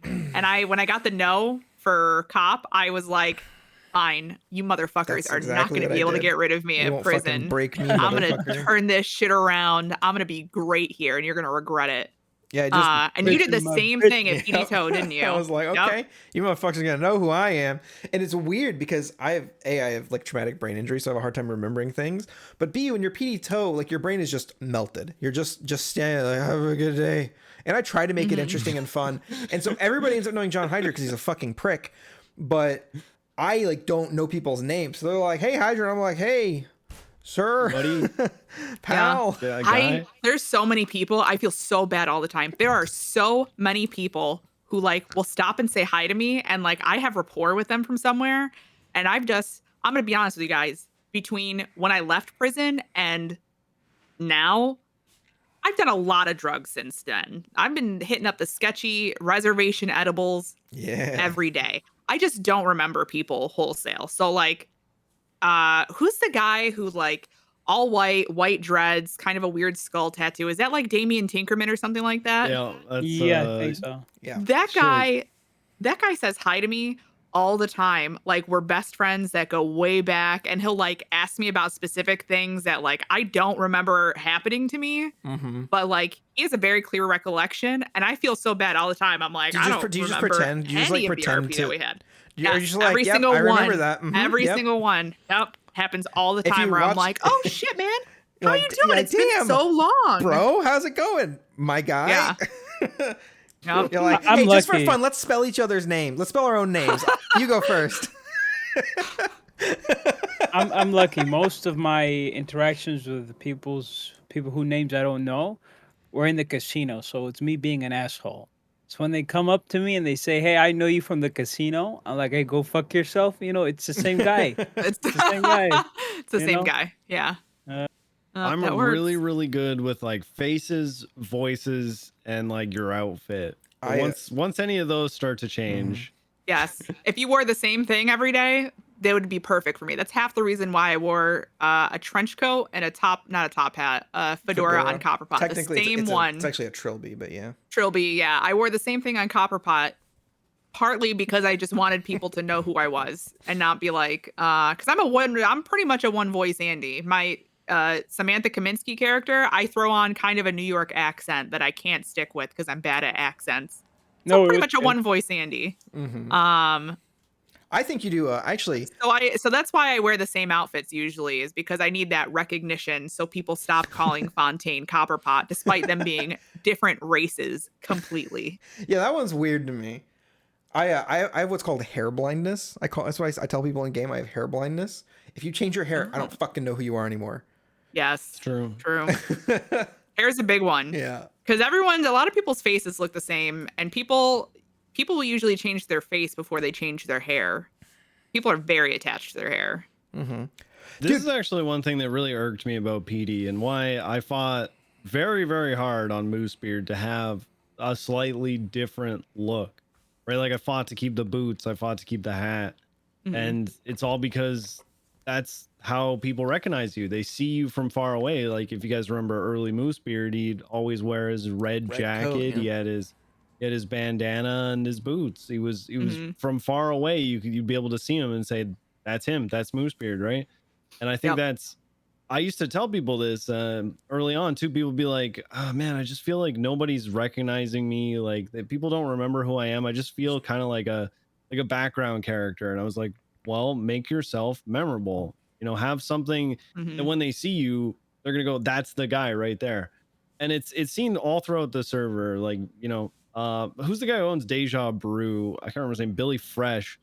He's always got like a purple vest on and like a weird like half demon mask thing, right? Yeah. Like the HOA guys, they all wear their vests and their, you know, whatever orange. Stanley, a very memorable HOA character, is the White Devil. And like you cannot not know who he is. That's the thing. Mhm. You can pick him out of a crowd of 100 people and know exactly who the guy is. Is it Julio who So- wears like the skin suit, like the skin tight? Yeah, and he's got neon the suit? colorful Yeah. neon mask. Yeah, and exactly that. Like that's how you get recognized, right? And people start to remember who you are.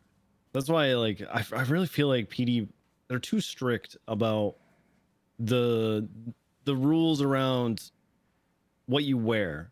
Mhm. Which is why I'm glad that a lot of people have kind of been pushing the boundaries lately. We've got, you know, Crayon, you got your beret, which isn't in the SOPs, but everyone just seems to be fine No, with for whatever reason. I actually was cool with taking it off and like earning it. Like I took my beret off, I think, for my interview, and DuPont was like, "No, it is okay, Fontaine. You can put that beret back on. You are not the same." That's my DuPont impression. And I was That's like, "Are you amazing. sure? Are people gonna have a problem with this?" And she was like, "Ugh, Tabernacle puts the beret on." And I was like, "Oh, okay, all right, all right. I got permission."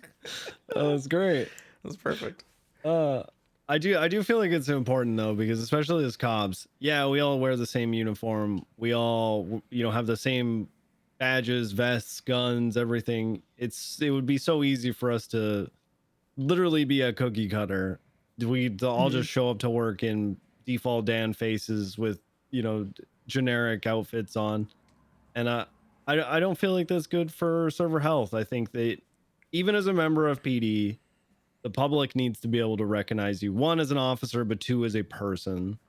That's how you build rapport with people Mhm. too, is just by people recognizing you and being able to remember you. That's a lot of I've only actually been shot 3 times since server reset back in 2021, and I really credit that with the amount of rapport that I built with people while I was in prison. When I pull people over for traffic stops, we actually like when I get out of the car, they literally will say, "Oh shit, it's just Fontaine." And then they will do the traffic stop. Put their guns away. And I think that a lot of that is because of the recognizability of the character, so that when I interact with people, they go, "Oh, it's that bitch with the scars. I know her." Even if they don't remember the name, they at least remember what I look like. And they know I'm I'm a tough character, but I'm usually not going to like go out of my way to fuck them over. So they, it tends to be a lot more of a civil interaction. And I really, like I said, I really think that's because of the recognizability of the character. There are elements of that I love, and then there's like a small element that I hate, because so for Moosebeard, I've always been very, very civil with people. Moosebeard he's a former criminal, right? A former pirate, so he understands kind of both sides, right? He only became a cop because he started gaining a family and wanted to protect that, and he thought, what. Well, he also recognized PD as being a bigger gang than any other gang in the city too, and wanted to kind of get in with that. But he built this rapport with people, and now people are very civil with him. They like to see Moosebeard. They like to say hi and to hang out. And they know if like there's a situation going on, like Moosebeard is probably going to be the one to understand it the most. Or even just recently, Guy Jones had a fucking bank thing that disappeared on him. He put it on the ground and just poofed. And he pulls me aside specifically and he goes, "Hey, poofed. Like, can I go get another one?" And I actually, my initial answer is, yeah, why the fuck not? But I had to think about it for a minute because server rules, and I was like, you know what? Like, I'm kind of the highest ranking on this. Like, whatever, just go get it. And I role played that I threw an invisibility cloak over him so nobody saw him go and get it. So just to cover his ass on that one. But I literally said to him, I'm like, "Hey, anybody else, and this wouldn't be allowed, but I just don't give a fuck. So go ahead." And he goes, "Yeah, I know. That's why I pulled you aside." Yeah. I'm like, I love that, but at the same time, I hate that because now kind of put you on a spot. People don't want to do conflict with Moosebeard. He doesn't have enemies. I don't have anybody who's like trying to kill me. Like I look at Carmine, and he pisses people off. He makes people want to come after him. They also like him and RP with him. That's exhilarating. Yeah, it's like I totally dig that, and I feel like I've played Moosebeard to a point where I can't get that anymore. Like people just know that he's either one, like maybe a little too silly, a little too goofy, and two, just like willing to go with almost anything. That like nobody's gonna come after him and try to hunt him or kill him for anything. So I feel like I kind of shot myself in the foot. Don't worry, Trumps. When I make my new criminal, I'll be sure and hate your character. No, but with that is like there's like a very, very thin line where you can be seen as like a serious cop, not a serious cop, but a cop that's willing to fuck you over, and then in roleplay, and then a cop that they perceive is willing to fuck you over, but out of character, and then you get labeled as a W cop. I play into these tropes, but you just get put on this shit list. Some people get put on the shit list and they strive. Others not so much. It gets to them. But yeah, it's like Suarez, for example. That guy, he's the best version of a W cop you can get. You know what you're getting every time he's on the scene. But people hate him for it. If crim players hate him for it, but he just takes it in stride. He's like he's a beast. Yeah, I was actually worried when that whole conversation with Bass and CG and Suarez, and they brought up Suarez and Shane Jones specifically. I was like, wow, these are two really good cops, and I bet they're about to leave because of this conversation. Suarez thrived, and Shane, I think, is now taking a break as a result of it. And it's such a shame because Shane was like the only person in prison who actually had my back and did the things that I needed him to do.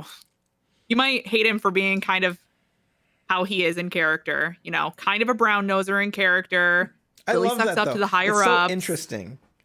but I don't know. He's reliably gets you if I asked him to do something, he would get it done. Whereas like to this day, I don't think DOC has sniffer dogs, because when I delegated it to Jack Front, he was like, yeah, I'll do that. Yeah, no problem. And then it never happened. And then I left prison and he was in charge of prison and it still didn't get done. So Jane Jones was always reliable. Whether or not you like the character. Yeah, I get for whatever reason I keep like arresting or running into like really big crimes just from like going to a local call on the 911. Like I arrested I ended up catching I don't remember the name of the character, one of the Simones. Nicholas. With like 3 class 3s on him because he was just like dicking around. But I got a bunch of like 911 calls about this fucking person with like giant guns. So I go and check it out. It turns into this big thing.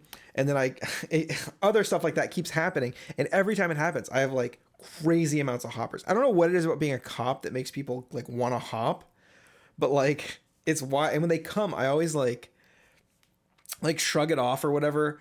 And I enjoy the attention. And I think it's funny that they're mad. Like, it really makes me happy that they're pissed off. I don't know why. I'm just a bad person. But I could see why other people might go like, I can't do this. Like, this is not for me. Like, this is not fun. This is not fair. I didn't do anything. I'm just playing the game the way I'm supposed to be playing it. And I'm getting in trouble for it. For me, I was getting a whole bunch of hoppers yesterday. I think people really thought I was trying to fuck over Tinker. So I ended up just putting on the Overlook theme that from The Shining, the dun dun dun dun dun dun dun dun, and I just had a close up of my face, and I was like, "Yep, I am as evil as you think I am. I planned this. It was a long, drawn out plan that I didn't just come up with in the moment. Yep, I did this. It was a 5,000 IQ play for me. You know, if you want, we could probably get next Aaron in here real quick. Hash it out. Settle this. You want me to see if he wants to come in? No. Let's do it. Let's settle it. No. Let's do it. I want you guys to deal with it privately. No. You know what? If he's up to it, I'm not gonna. You know what? I'd rather not. But if you guys want to, go for it. I'll talk to him privately. You're right. He's probably making his latest TikTok right now. You're right. I'll settle it privately, I guess. No, it's too late. I'm already messaging him. Oh, okay.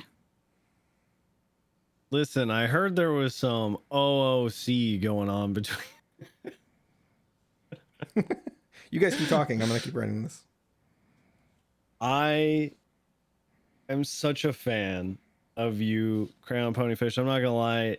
You made early Littlemans very enjoyable, especially like in the prison, going along with a lot of shit. Like this, was it Svetlanka? Yeah, I still have that outfit saved. It's literally just called Littleman outfit. Nice. I don't remember if it was like Svetlana. It was something weird. Svetlanka, I think. Yeah, that's what it was. Like a combination of two like Europeanish names. Yeah. Yeah, it's funny you brought up like the Hellmouth and like stealing the TV, because there are situations like that that are just, they were too iconic. Like I just can't forget them. And again, it would have never happened. You know how it almost got shut down, and it not shut down, but like the moment when I was like, this is either going to make or break me, and I'm either about to get fired from prison or it's fine. It was, so we went out to steal that TV, and Lauren Forcer and someone else responded. They responded to the robbery, and I remember the lights coming up, and I literally like went, all right, guys, this is it. It's been a really good run. Looks like Svetlanka is going to be my new main character. Her name's technically Fontaine, but we're just going to play her as Svetlanka from now on, so that way we have something to do. Really appreciate you guys coming out to the prison streams. Had a lot of fun here. And then Kiwo got out of the car, and I was like, oh, thank God. Like, we can talk ourselves out of this with Kiwo. Thank God. I don't even remember who was with her. But I remember she came out of the car and talked to me about it. And I was like, okay, as long as I lie convincingly, as long as I don't make up some bullshit that isn't even close to like something she can go along with, she'll go along with it. I always really looked up to Kiwo, and like Afro, and there's a few other RPers, like Silent Sentry, where as long as you bring them something halfway believable, they'll just go along with it, like, all the time. So I've always kind of tried to be that way, which is why I think I went along with a lot of Littleman stuff. Because I always kind of went, be the type of person who just goes along with shit. Even if you get in trouble, who fucking cares? Just go along with it. Yeah. Yeah, Again, you're very, also very good something at that like Moosebeard's willing to do. This is something I was going to bring up earlier too, when I can't remember exactly what the topic was, but talking about giving people creative punishments. And I've done this on Moosebeard several times with people who they aren't notorious criminals. They're not big gangbangers. You know, it's guys like Hubcap Jones or you know, Timothy Steampipe. These guys don't do major crimes, and it's like, why do I want to send this guy to prison when instead I can, you know, give him a creative punishment of some kind, or I can come up with something that would be fun for not just me but for them, and it is unique, and it's gonna as Miles likes to say, subvert expectations, right? Where they think they're gonna go to prison for what they did, but then we end up like, I don't know, taking them somewhere, making a mine, or you know, just do something that they're not going to expect. I think as a police officer, it's one of those read the room kind of things where you need to know who you're dealing with, and then Yes. also what you can do with them. I took a couple of the Cubans down to the mines recently, and I told them I was gonna chain them up against a wall in there, and they had to hang out with the ghost that was inside. And then so it was me and Tommy Tinker, and I had no idea where I was going with the role play. I just wanted to do something funny for him. And so we like kind of like loosely tied them up against a wall with one of the hoses that was hanging off the wall in the mine.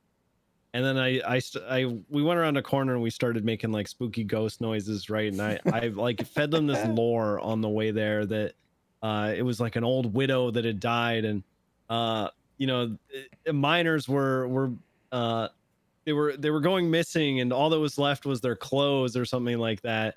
And so they got it in their heads that they needed to strip out of all of their clothes. And so he sent me a text message, and it's just a bunch of emojis of like shirt, pants, shoes, and he's like, move in, we took our clothes off. OJ. Okay. It was just so Pinga. it was like I think he hammered me or something like that. Like he hit me with a hammer, and I could have just like hit him with Assault of the Deadly and sent him off. But I was like, no, we ended up going with like this half an hour long thing at the mines. Just made it so much more enjoyable for everybody. And I'm like, this is like, oh shit, who did I say it to recently? There's somebody said this to me early on as a police officer, is there are two ways to follow the rules as a cop. There's the letter of the law, which is reading the law exactly how it is. That's how it should be interpreted. Like, this is how we need to follow the rules. When you do this, this is your consequence. And then there's spirit of the law, which is, you know, I'm going to uphold the rules in kind of the spirit of how they were meant to be upheld, and not specifically word for word, you know, hit the nail on the head. That's exactly how it's got to be. Like it's kind of using your best judgment as to how the law should be upheld. Can I say something on that? I don't know if cadets, we're not allowed to do that. If I get caught doing that, I'm getting strike points. That's right. Like there's a lot of rules for PD that I don't know if they're OOC or IC, but I try not to fuck with them. Really, too what much, there is are like cadet specific. Like once you're not a cadet anymore, then you can kind of make judgment calls on things. Is kind of the way I understand it, and that is kind of an OOC thing. It's not like a written thing in the SOPs, right? Because it can't be. So especially with something like that, like taking somebody to the mines, there's several things to consider. The first is you're essentially a light admin as a cop. Yeah. We talked about this before. You know, you can make anybody do what you want because you're a cop, you're an admin. You could soft cuff them and, you know, force them to not be able to take any action, right? Like you have a lot of things that you can use against another player. But on top of that, it's building up that trust with the PD where they know they can trust you. And then the third reason being, you know, that weird in character, oh, well, they're in your custody, and so technically if anything were to go wrong, Yeah. you are responsible for that person, right? You know, the cop rule of like traffic stops and you know, people being in your care and your safety. So if anything were to happen, well, now you got in character consequences for that too. So it's like, you know, I think for cadets it's more like, do we, as a PD, as PD as a whole, do we want that headache of, you know, you doing something and then screwing it up, right? So that's why I think that they just ask that you wait until you've proven yourself before you start doing that kind of stuff, right? I used to Having do a that in little bit of prison fun. all the time.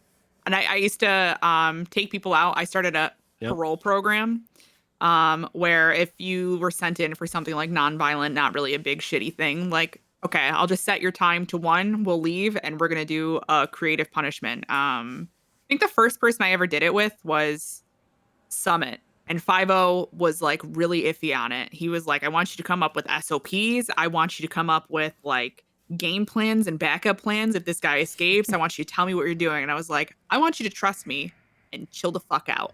It was like, okay, if you think you know where the line is, you go ahead and you try, and we'll see where it gets you. And the first one I did it with was Summit, and we went and cleaned trash on the side of the road where he just for 30 minutes RP'd picking up trash Didn't on he, the like, side of the make highway snakes or instead of something on the standing side in of the front. highway? Like, he Yeah, liked little and then emotes of snakes. I went and got emojis of snakes, and I like put scenes all over that he had to like avoid the snakes. Then we RP'd him getting, one of us got bit by a snake, and an EMS had to come and like suck. I think he sucked the venom out of my ankle or something like that. And it ended up working out great. And he watched back the clip and he was like, "Oh yeah, this is like exactly what I want. Okay, keep doing this. Let me know if anything comes up." And I just kept doing it with, I just picked people who I trusted not to be shitbags with it. And we'd go and we'd, I don't know, find something to do. I think I got someone to go up in the windmills and like RP out changing a battery. And it was terrifying for me because I thought this person's going to fall down and they're going to sue me for $100 bajillion. And that's it. That's the end of DOC. That was pretty much always looming over my head at all times was, if you fuck up, that is the end of DOC. And that is pretty much true. It was, if you're not perfect at all times, if whatever you're doing is bad, it's just going to be taken away. Sorry, good luck. So at the time, Wayward was with me on Colt, and the guy fell out of the giant windmill thing and fell on the ground. And Colt and I just looked at each other and we're like, hey man, it was really nice knowing you. I know you were trying to get into PD, but it looks like we're just fucked here. And it was Colt Shepherd? not Colt Shepherd. It was okay. What's his name? It's something Colt. Michael Colt? I think that's Yeah, right. I know what you're talking about. Yes. His cop character. I like Wayward a lot. Yeah. And so the guy, we brought him up, and it was Freddy Fastfingers, I think. And I remember he's a he cool fell guy. down. He's a very cool guy. He fell down. EMS came and got back up. And I was like, I was ready to do whatever I could to get this guy to not go to the cops. And he was like, hey, I know I fell down here, but this was, I appreciate this. And I don't want to fuck you guys over. So it'll just stay between us. And I was like, thank God. Thank God we picked a good one to fuck up on. That guy's an insane hacker. But I did that. Too, I did that for a while where I was taking just people who I trusted to not be shitbags. Just, okay, you don't need to sit here for 20 minutes. Because this was before any mechanics came out. It was literally just, you're in prison and that's it. So I just ended up, all the time just took people out on our parole program. I even had a spreadsheet where people had inmate numbers, and I would only refer to them as their inmate number while they were out on parole. It's actually a lot of fun. That's super sick. Dude, you put so much work into it. I think that's one of the things that people really like about you is how much work you put into the role play and the characters, and not just for your own benefit, but you genuinely take time out of your fucking life to make this video game more enjoyable for people in it, especially when you are in a position of power where you could really just tell them to go fuck themselves, right? You could farm your content for viewers and bullshit, but instead you sacrifice your own personal time and joy sometimes to supply this joy to other people. And I think it really shows. And I think that's one of the reasons you have such great rapport with people, is because fucking everybody on the server knows how much you've done from your own life to make theirs better. And so that, I think we're really lucky to have you on the server. You're a really fucking awesome person. I agree. Oh, thank you. Every time I run into you in PD, I get excited because I know we can get into some shit, right? Because I have that trust that we can do some wild shit, and there's no shot that you would ever fuck me for it, right? That we could always have fun, and then it could be like an ongoing thing, dude. So I think that's why you've got the good rapport that you've got. And anybody that has a problem with you can go fuck themselves. I agree. Appreciate that. Yeah. I've got a problem. All right, go ahead. All right, buddy. I forgot what my fucking go. problem was. All right. Was it dust I just off? wanted Heidi to tell me to go fuck myself. Go fuck yourself, buddy. Thank you. How are you enjoying cop? I feel like this is a long time coming for you, Crayon. I'm not gonna lie. I don't know if I'm enjoying Don't cop. lie. I don't know if Okay. I'm enjoying cop, and there's a multitude of reasons behind that. One, I really wanted the cop experience at the start of 3.0, where it was very serious. Everything was gonna be like microscope right on you. Every flaw was gonna be magnetized. I really wanted that. I did too. And because I want to be a good cop. Like I really want to be, part of the team with that. I'm not saying I can't be a good cop now, but I'm saying, unfortunately, you can't really magnetize the mistakes that people make now because there's just not enough, people to go around anymore.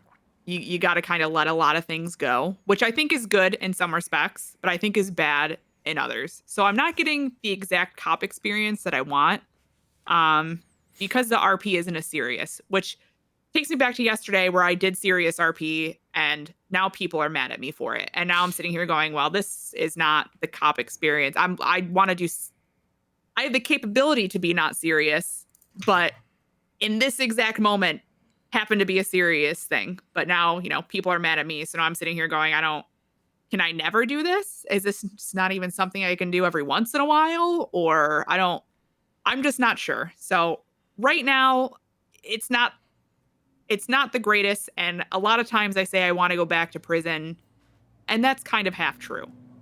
Part of it is also because I don't like a lot of ride-along policies that cops have, but I understand why they exist. So, for example, the whole "you're solo now, you can't ride with anyone." You're telling me if I have a question on a particular call, I don't know, let's say I wasn't familiar with the 31 Alpha because I'd never done one on my FTO sessions. You're telling me I can't get Silas into a car for one night shift to do a 31 Alpha or else I'm going to get in trouble? Like that's a little ridiculous to me. But I understand part of it is because there aren't enough FTOs and regular officers to go around. So it does kind of, I don't know. It's lonely, but I'm kind of used to being that character who always kind of plays lone wolf. So it's really not that bad. It's really just kind of the same of what I'm doing. But at the same time, there's not as much serious RP as I thought there was going to be, or that I hoped for, I guess. I think once It's you understandable. get through the cadet phase, which I think you're close, by the way. I think once you get through the cadet phase and you can start to do your own shit and ride with other people and have the sort of the cop experience that I think you and I are both looking for, then I think it'll become more fun again. Because right now we're sort of stuck in this position where basically every day that I get on cop, I'm like, well, time to go chase cars that I'll never catch in a million years, and then wait for somebody else to go do it. Like, sure, I'm learning a lot, guys. Have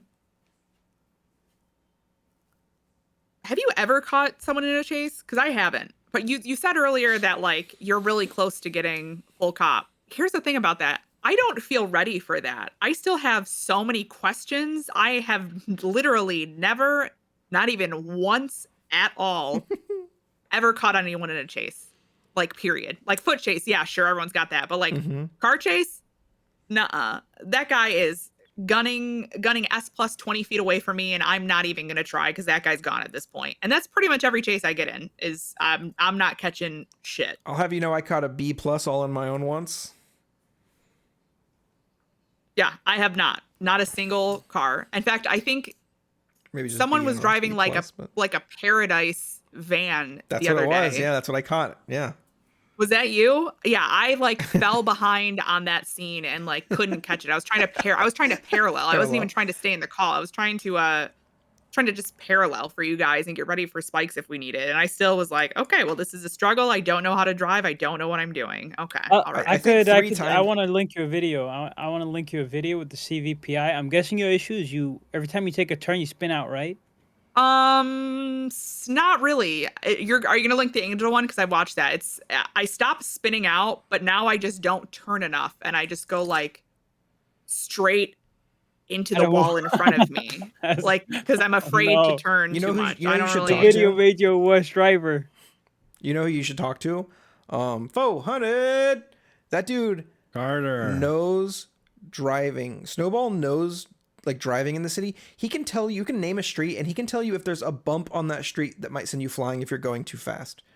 I am so bad at street names too. Oh, yeah. How did you guys learn street names and shit? Is that just being around? No, funny you should ask. Just time. 52 literally just asked me that the other day in character. He's like, I can't do the Carmine voice, but he's like, how'd you fucking learn these streets, eh? And I was like, well, I don't. But my new technique, because I don't fucking know the streets either. But what I'm doing is like active remembering, right? When I'm driving on a street, like let's say they say Haywick. I used to have no fucking idea where Haywick was. But now if you say Haywick, I go, oh, Haywick is like where the pink cage is on the north side and then the barbershop is on the south side. So now I know if they're on East Haywick, if they're eastbound on Haywick, if I'm paralleling, I can just go set up by pink cage and get ready to be in the chase, right? Or if they say like North Rockford, I'm like, okay, that's a north-south street. I know that I need to go to sort of like the east or the west side of the map to sort of get there. And so I'm just slowly forcing myself to remember. I'll even say on my stream, I'll say like, I'll be in a chase. I'll be like, oh, we're on Strawberry. That's where the GG gas station is. It crosses right across Legion Square. It's a north-south. And then, so from there, then my brain is slowly like, people are starting to call things out and I'll start anticipating where they're going to be going. Mm-hmm. So it's literally that, just like call it out as you're doing it and like find a way to remember it. North, south, east, west is the first thing. And then like, what are like landmarks at different parts of the city? You know what I'm having problems with too? I went to EMT school right as I was like getting trained for cop. Mm-hmm. And I, on my EMT ride-alongs, would say things like, fire control from ABC ambulance. And they'd be like, yeah, fire control? Why are you talking to us like this? I'm like, oh, sorry. Okay. We're 23 at that latest 911. And they're like, okay, we do not use 10 codes here. You can just say that you're at this location. It wasn't like a conscious decision where I'm going, I'm going to say I'm 23 here because that's going to sound really cool. No, it was literally like we'd get there and it would just beep. It'd just come up and I'd be like, oh, okay. Well, now I sound like a fucking tool. That's great. Thank God I'm a student and no one's going to remember this in 2 weeks. Oh, that's so funny. I think it sounds cool for what it's worth. I think that's sick. It sounds so cool, honestly. Holy shit. I can't imagine. I have to go pee. 23. So I'm going to ask you to tell this story while I'm going because I've heard it before. But I'd love for you to regale your fight for partner. You like went through some shit and like had to tell people to stop helping you in certain ways to get partner on Twitch. Oh, yeah. So I'd love for you to tell this. Yeah. Okay. So right when I was kind of doing numbers and like starting to get a better average, was at like the start of lot Q stuff. I'll just be honest. I got the penta leftovers. But I straight up gamed the system with Twitch where I went, okay, so when my stream starts, I go from 200 viewers to 53. So I just need to make sure to maintain that 75 average. And if I dip anywhere close to that, I'm just fucking ending stream. I don't care what RP is going on right in front of me. If it's the best thing, the coolest thing, if I'm the first person to do this weird thing in the server, I don't give a shit. I am ending this stream. And I actually got it on a Red Dead RP was my on Wild West RP. That's where I got partner really is lot Q, but right at the same time, Penta had started doing Red Dead RP there. So me and Soup switched over actually. But there was a while where people kept hosting me and I didn't know at the time, like, hey, if you guys are hosting me, it actually hurts me. Please stop doing that. So it took people a while and I had to like straight up say like, hey guys, don't raid me. Don't host me, just like low key tell people to come watch me. So Penta used to do that is he would just spam my link in stream and be like, hey guys, go watch Crayon for 10 minutes and get her average up really quick. So that really helped me out, actually. I didn't know that. I didn't know that host. Yeah, raids don't count. Yeah. But you can exactly like what you're saying. You can kind of game the system on that.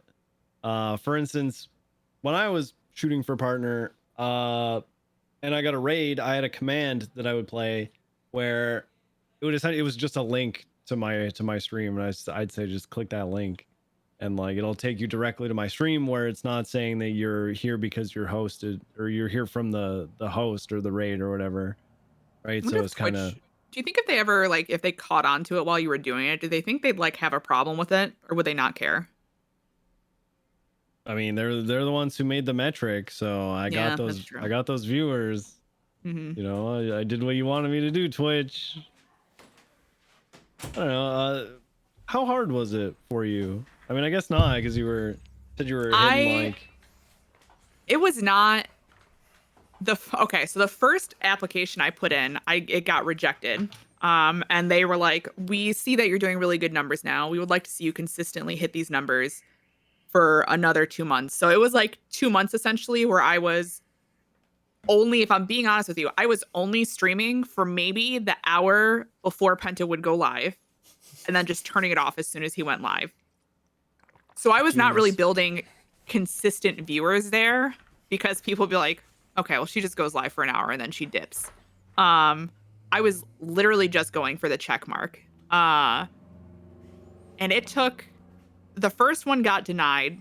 And the second one, I also expected to get denied because I didn't feel like I stated exactly the same thing. I was just consistent. That's all I did. So the partner app I filled out, I still have it saved in a Google Doc. And one of the questions is like, I don't know, what separates your community from other communities or something like that, or tell us why you think your community is blah blah blah, or why blah blah blah. So stupid. Yeah, just very generic questions. So I essentially put like, I was very drunk when I filled this out the second time. I put like, I don't know why the fuck you would partner me. I'm really not that funny. I'm a very inconsistent streamer. There's probably at least 200 people on this platform who deserve partner way more than me. But you know what I do have? Gumption. Like I just said shit like that throughout this entire app, and I ended up getting partner off of that, and I don't know why. So I'm convinced that they don't read those at all, or I bet and they just go by your metric. Some guy's about to jump out a window because he's been reading partner applications all day. Read that and was like, yes, you're in. Yep, let's get her in. I don't doubt that. I really don't, because I feel like there's like a formula that a lot of people will follow with their applications. Yeah. I didn't even know there wasn't an application you had to fill in. I thought you just hit all the marks and then. Nope, you hit all the marks and then you fill out an application. Yeah. Yeah, it'll like guide you towards it too. You'll see it in your dashboard and whatnot.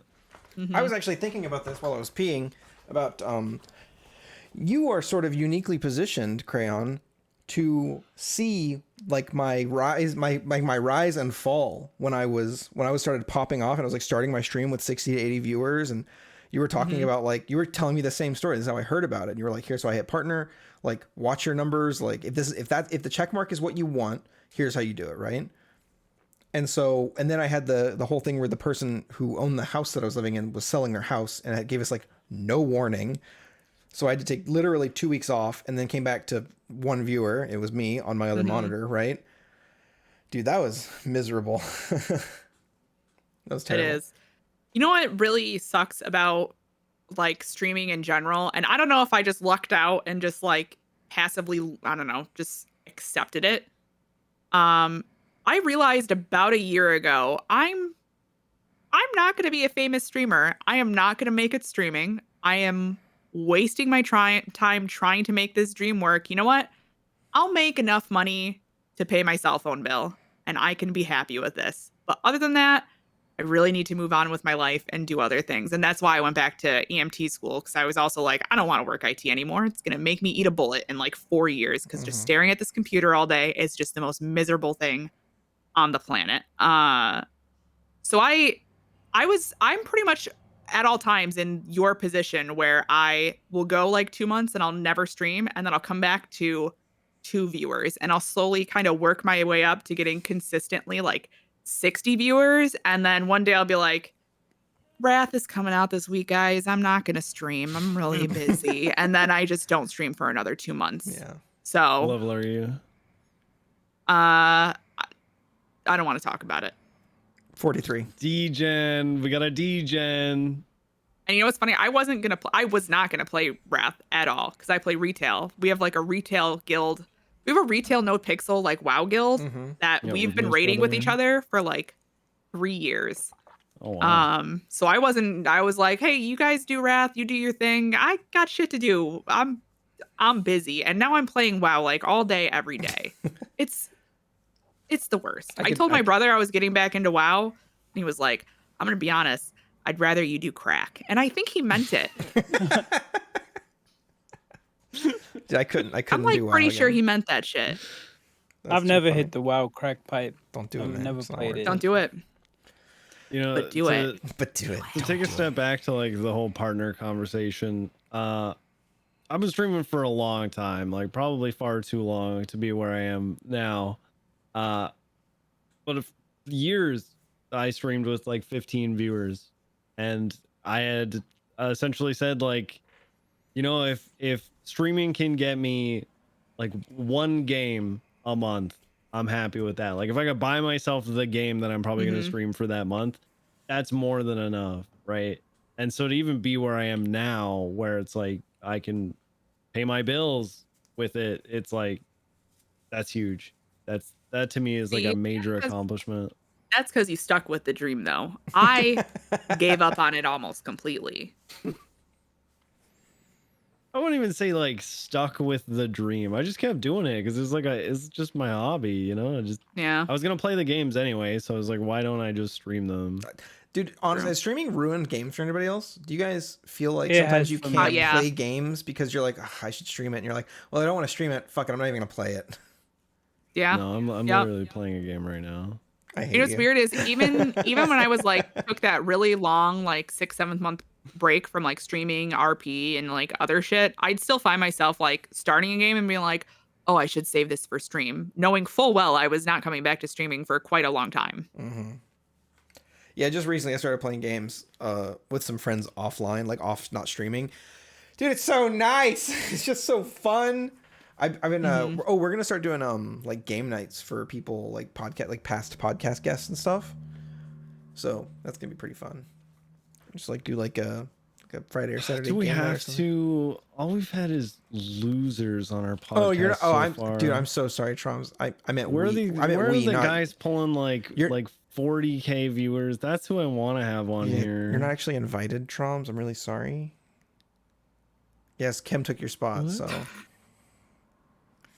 sorry. Could you imagine?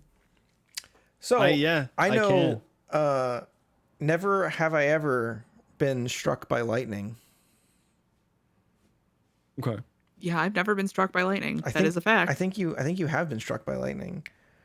Just my house, sort of. You were holding your Oh mouse. Your my house. God, You were I holding. forgot you were in all a about house this. and holding a mouse. Yeah, that was crazy. I wanted to ask about this. That's insane. Yeah, my we think it was actually like the ground outside somewhere that got struck, or like a telephone pole or something. My brother insists it was our house. Okay, And for to those be of you who fair- don't know, explain what happened, because not everyone's seen the shocking Twitter post that you made, which honestly just blew my mind that something like this could even happen. Something around my house got struck by lightning. And it somehow, despite everything I own being plugged into like a surge protector, my mouse shocked me through it. Like, not just like a little static, like zip, like a very hard, like I thought my thumb was broken shock. It hurts. It was like a searing, burning pain. I've got a little right in the inside here, which you're not going to be able to see, so I'm not even going to try. There's a little burn mark. We have some big thumb right viewers here. in the audience. Why don't you go ahead and really put it up there? Okay. I don't think you're gonna be able to see it. Right? I Oh, maybe you see it. can. Yeah. There's like a little blister right Yep, you there can see it. from where I got Clear as day. shocked. Yeah. Not shocked. Right on the inside. I was Struck by lightning. You and I Okay, have I don't very think it's similar that. thumbs. We've It got was like twin right- thumbs. My Yeah. thumb bends backwards. right- What show your is that thumb. weird? right there. Nice. We all got gamer thumbs. They're all like bent back, Yeah. just a little bit. So yeah, I got shocked, electrocuted through my mouse. That really sucked. My internet, my router actually, like the back of it melted. 2 of our TVs got like fried somewhere in it. They just won't turn on. Our coffee maker broke, and then we're kind of very slowly finding random appliances as we like go and remember they exist. So probably in like a month, I'll go to open a bottle of wine and then go and check the wine. We have like an electric wine opener. I'll go and check that shit. And it'll be like, oh, okay, this doesn't work. And the bottom of this is burned. Okay. Well, very lucky our house didn't burn down. So it seems like lightning struck somewhere around our house that like sent some sort of surge of power through it. And despite That's so everything being hooked into like a surge protector, I don't think surge protectors are rated for literal bolts of lightning. So Yeah. Odin trying to That's cool. take you out, dog. yeah. That's just so nuts. Honestly, I've seen like pictures of toilets getting blown up and stuff like that, but I through your computer, that actually scares me. Yeah, I'm actually terrified I'm now. like I'm a little afraid to put my headphones on in a storm now because I don't like what would have happened if that It shot goes went on through your my brain, headphones yeah. instead. Yeah, like what happens there? Do I just die? More Maybe importantly, what if you'd superpower. been in a shootout in No Pixel as you got struck by lightning and you went down, and then people thought that if you died in the game, you died in real life? I was in the middle of a League of Legends game with it Oh, was so- Mantis, Cooper, I think Soups and Annie were there. I'm not sure. But essentially what had happened was it was Dogbert. We had a miscommunication on who was playing jungle, so I was Teemo No. jungle, and it was not going great. So I was like running to gank bot lane, and I got into like the bush right before bot lane, Mm-hmm. and it shocked through my mouse, and I literally screamed, and then like internet went out, power flickered, like everything died, and I came back, and they were like, we thought you were just faking it to get out of playing jungle, Teemo. And I was like, nope, I did not fake that, but I appreciate the concern from all of you. Thank you very much. That's what you get for Ah. playing Teemo. True. Yeah. I my fault. can't believe you Also, played John, what do you Teemo. mean Oh it was my not God. going well? Jungle Teemo works great. No, does it? Look, I've only played top Teemo, and that's all I play. If I can't play Teemo, I dodge the game. That is a fact. You can People- go Oh through my my God. history right now. Go and look. Crayonponyfish, OP.GG me right now. It is nothing but Teemo. And if I can't play Teemo, I'm not fucking playing. People like you Oh are why I my play God, Fiora. you're Fuck Teemo main.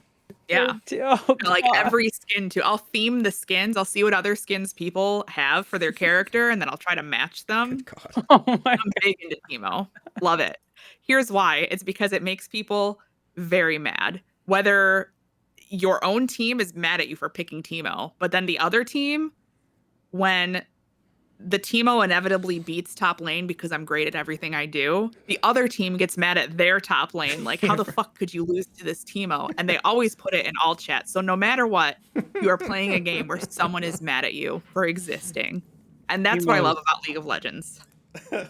Teemo is the worst That's champion to go awesome. up against. I hate him. I hate him. great. so Yeah, you just much. gotta. Perfect in every way. In reality, once you get good at fighting against Teemo, it's just about like knowing his cooldowns, knowing his spacing. Make him Nah, waste his when Q. you- and if he's then in a make him- game with make him me, waste his Hydra, Q and then but- go in. What? When did you become a league Oh, guy? dude, I didn't used to know play this. League a lot. I used to I think play a lot. I think a lot. almost everybody did. I I was got like, into it a little while ago with Kermodo. dude, we could do it And sometime if you oh want. man, one of my best one of the funniest things I've seen recently was Kermodo getting trained on 80 carry by Jenny Bear. Oh, nice. So funny. Just so funny how like condescending she can be, but also sounds so sweet and Yeah. innocent at the same Yes. time. Yeah. Actually, you're it- doing everything wrong. That's exactly what Yes. it is. Yes. She was playing with us for a while and doing that. Oh, it was so great. Yeah, Hey, what could a you guys queen. stop All over. if you would've- feeding? Actually, if you would have warded your bot lane there, you would have seen that jungler coming probably like 30 seconds before he got there. Also, you That's know like that the the exact jungler way she would just say went it. top, so he's probably going mid or bot Yes. next. You should Yep. have warded. And the worst part is I'm pretty sure she's a diamond support. Yeah. So like you know she's right. You can't even like sit there and dispute it. You're like, oh fuck yeah, you're right, I guess. All right. Okay, I guess I should have worn this one. My favorite way to play that game is to do bot duo together, like bot support.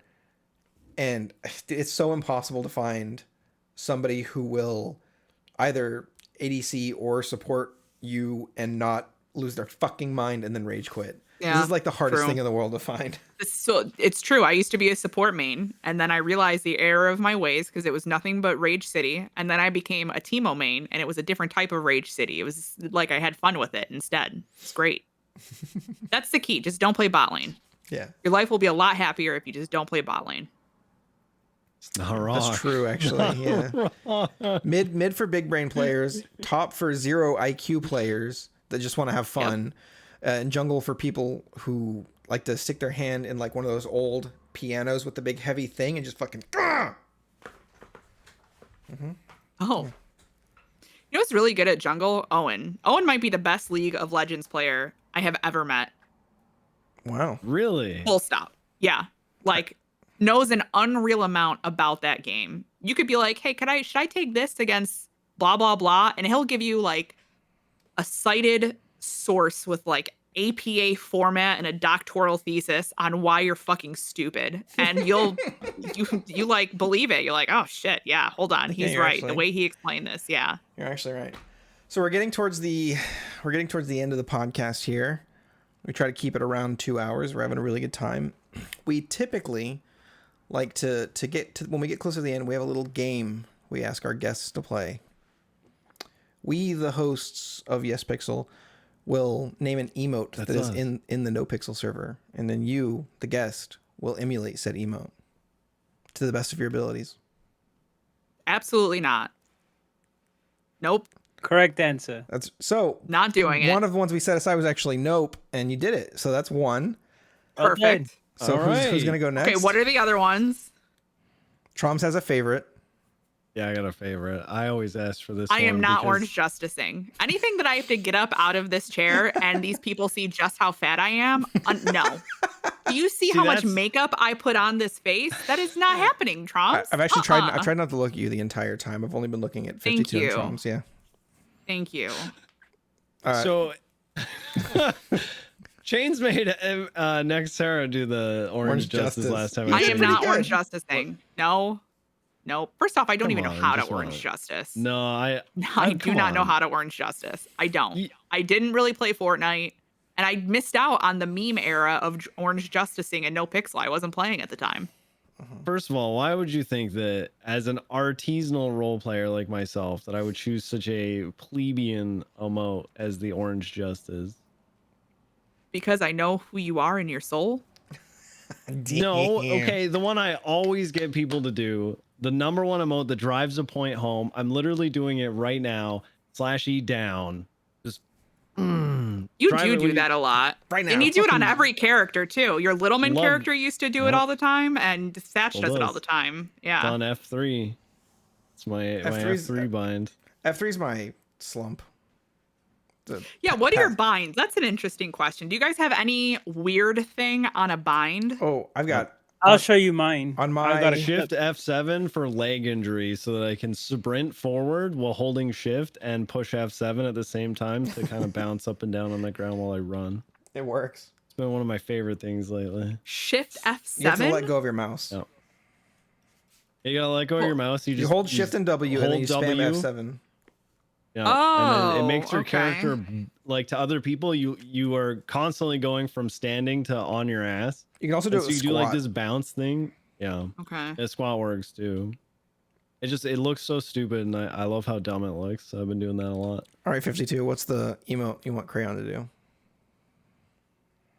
Oh, I was gonna say. Kevin. What the hell? Did you guys hear that? Was that you? What? Thomas? I'm losing my mind. I was gonna say. I was gonna be quirky and say suicide pill, but Whoa! Hey, I've listen, got a that's every multivitamin here. Tuesday. Perfect. Do it. Listen, guys, we don't condone taking vitamins outside of the scheduled time that you're supposed to take them. Vitamins multi. are important tools. I'm gonna be honest. I might not have a multivitamin. Isn't that what a boomer thing to have at your computer desk, right? Other people are like, Did you see I've got my 52?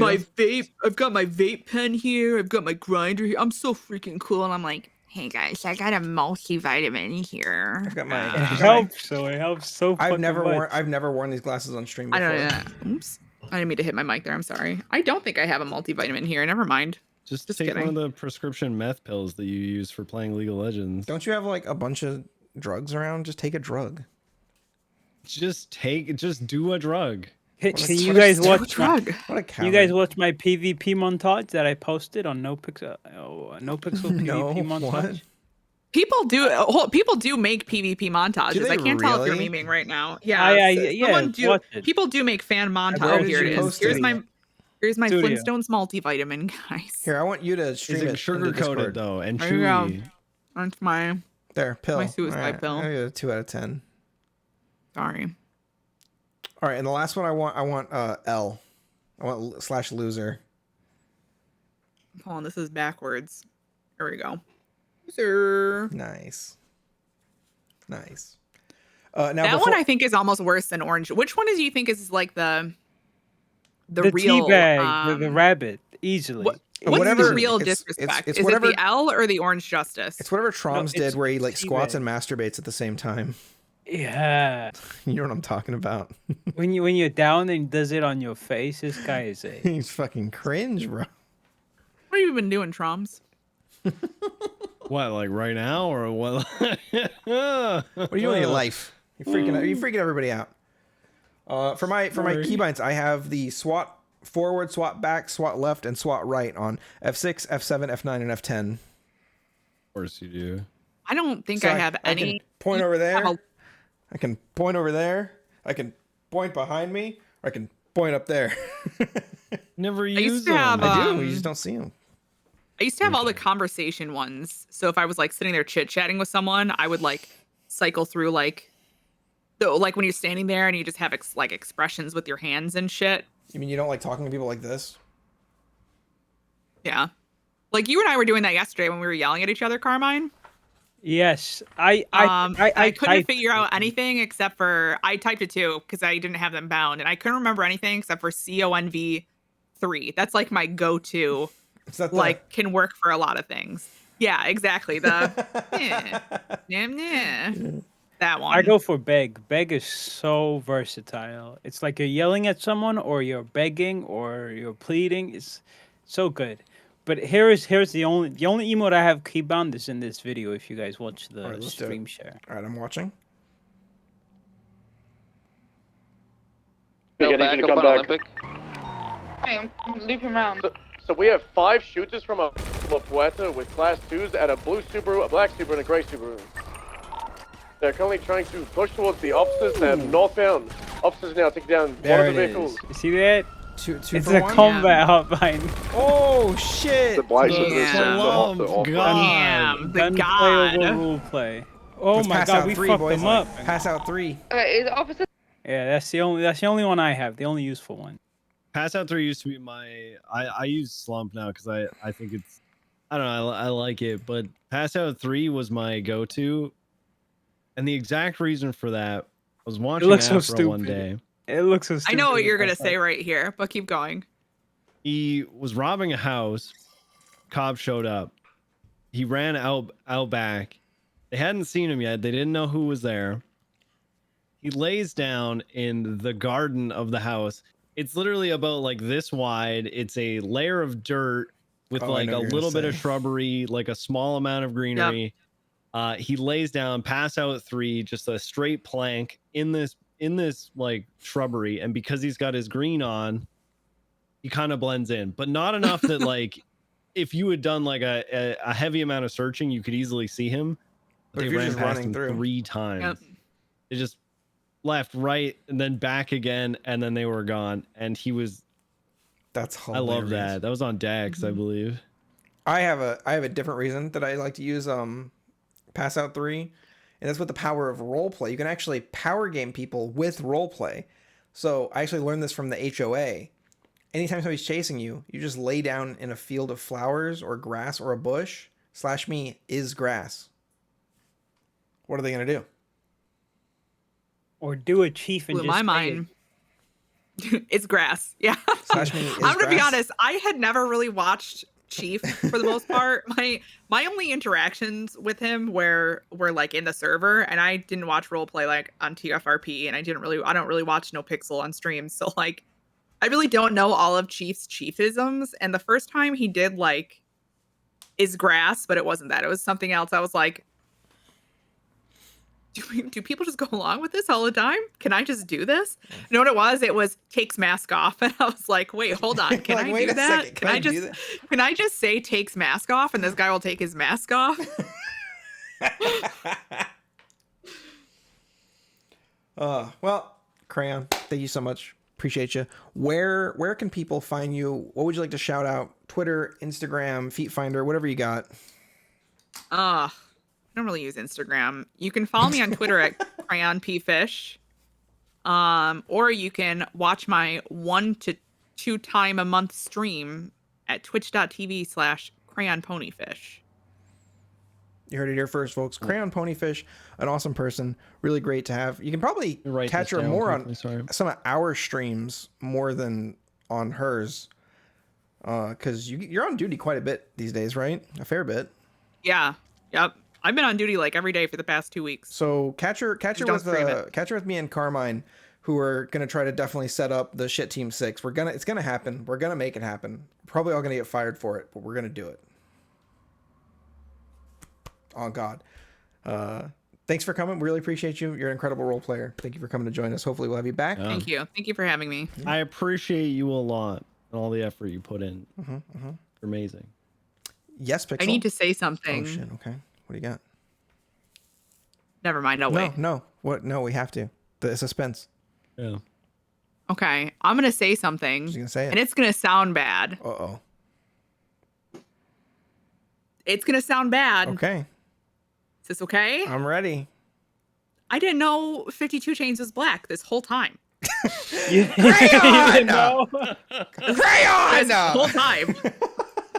My my Twitch name, my Twitch profile picture. Yeah. That's my face. I didn't know that.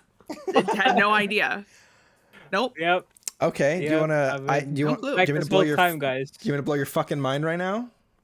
Yeah, sure. Please. Fontaine is kind of black. I thought you were black. Oh, okay. Yeah. This whole time. All right, Yeah. well, I had no fucking idea. You know, people tell me a lot. People tell me a lot that for some reason they thought I had a neck tattoo. Like in real life. They'll be like, "Wow, I always saw you had a bunch of piercings and neck tattoos." And I was like, "No, What? I don't know what you people are picturing, but okay." I mean, I kind of Pretty much Oh, he's dead. people look Hold on. like people. Yeah, sorry. People look like their characters to me. Like when I imagine what they look like, Mhm. Tim and Jim Little, like Miles and Troms in my head, just look like Tim and Jim That's Littleman. perfect. Yeah, it's You exactly. how I scrawny feel. guys.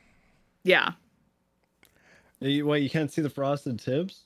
Is So that what's going on? wait. Using that, you thought I was a suit and tie, skinny 48-year-old man Kinda- with kinda a sound receding like it, to be hairline? honest.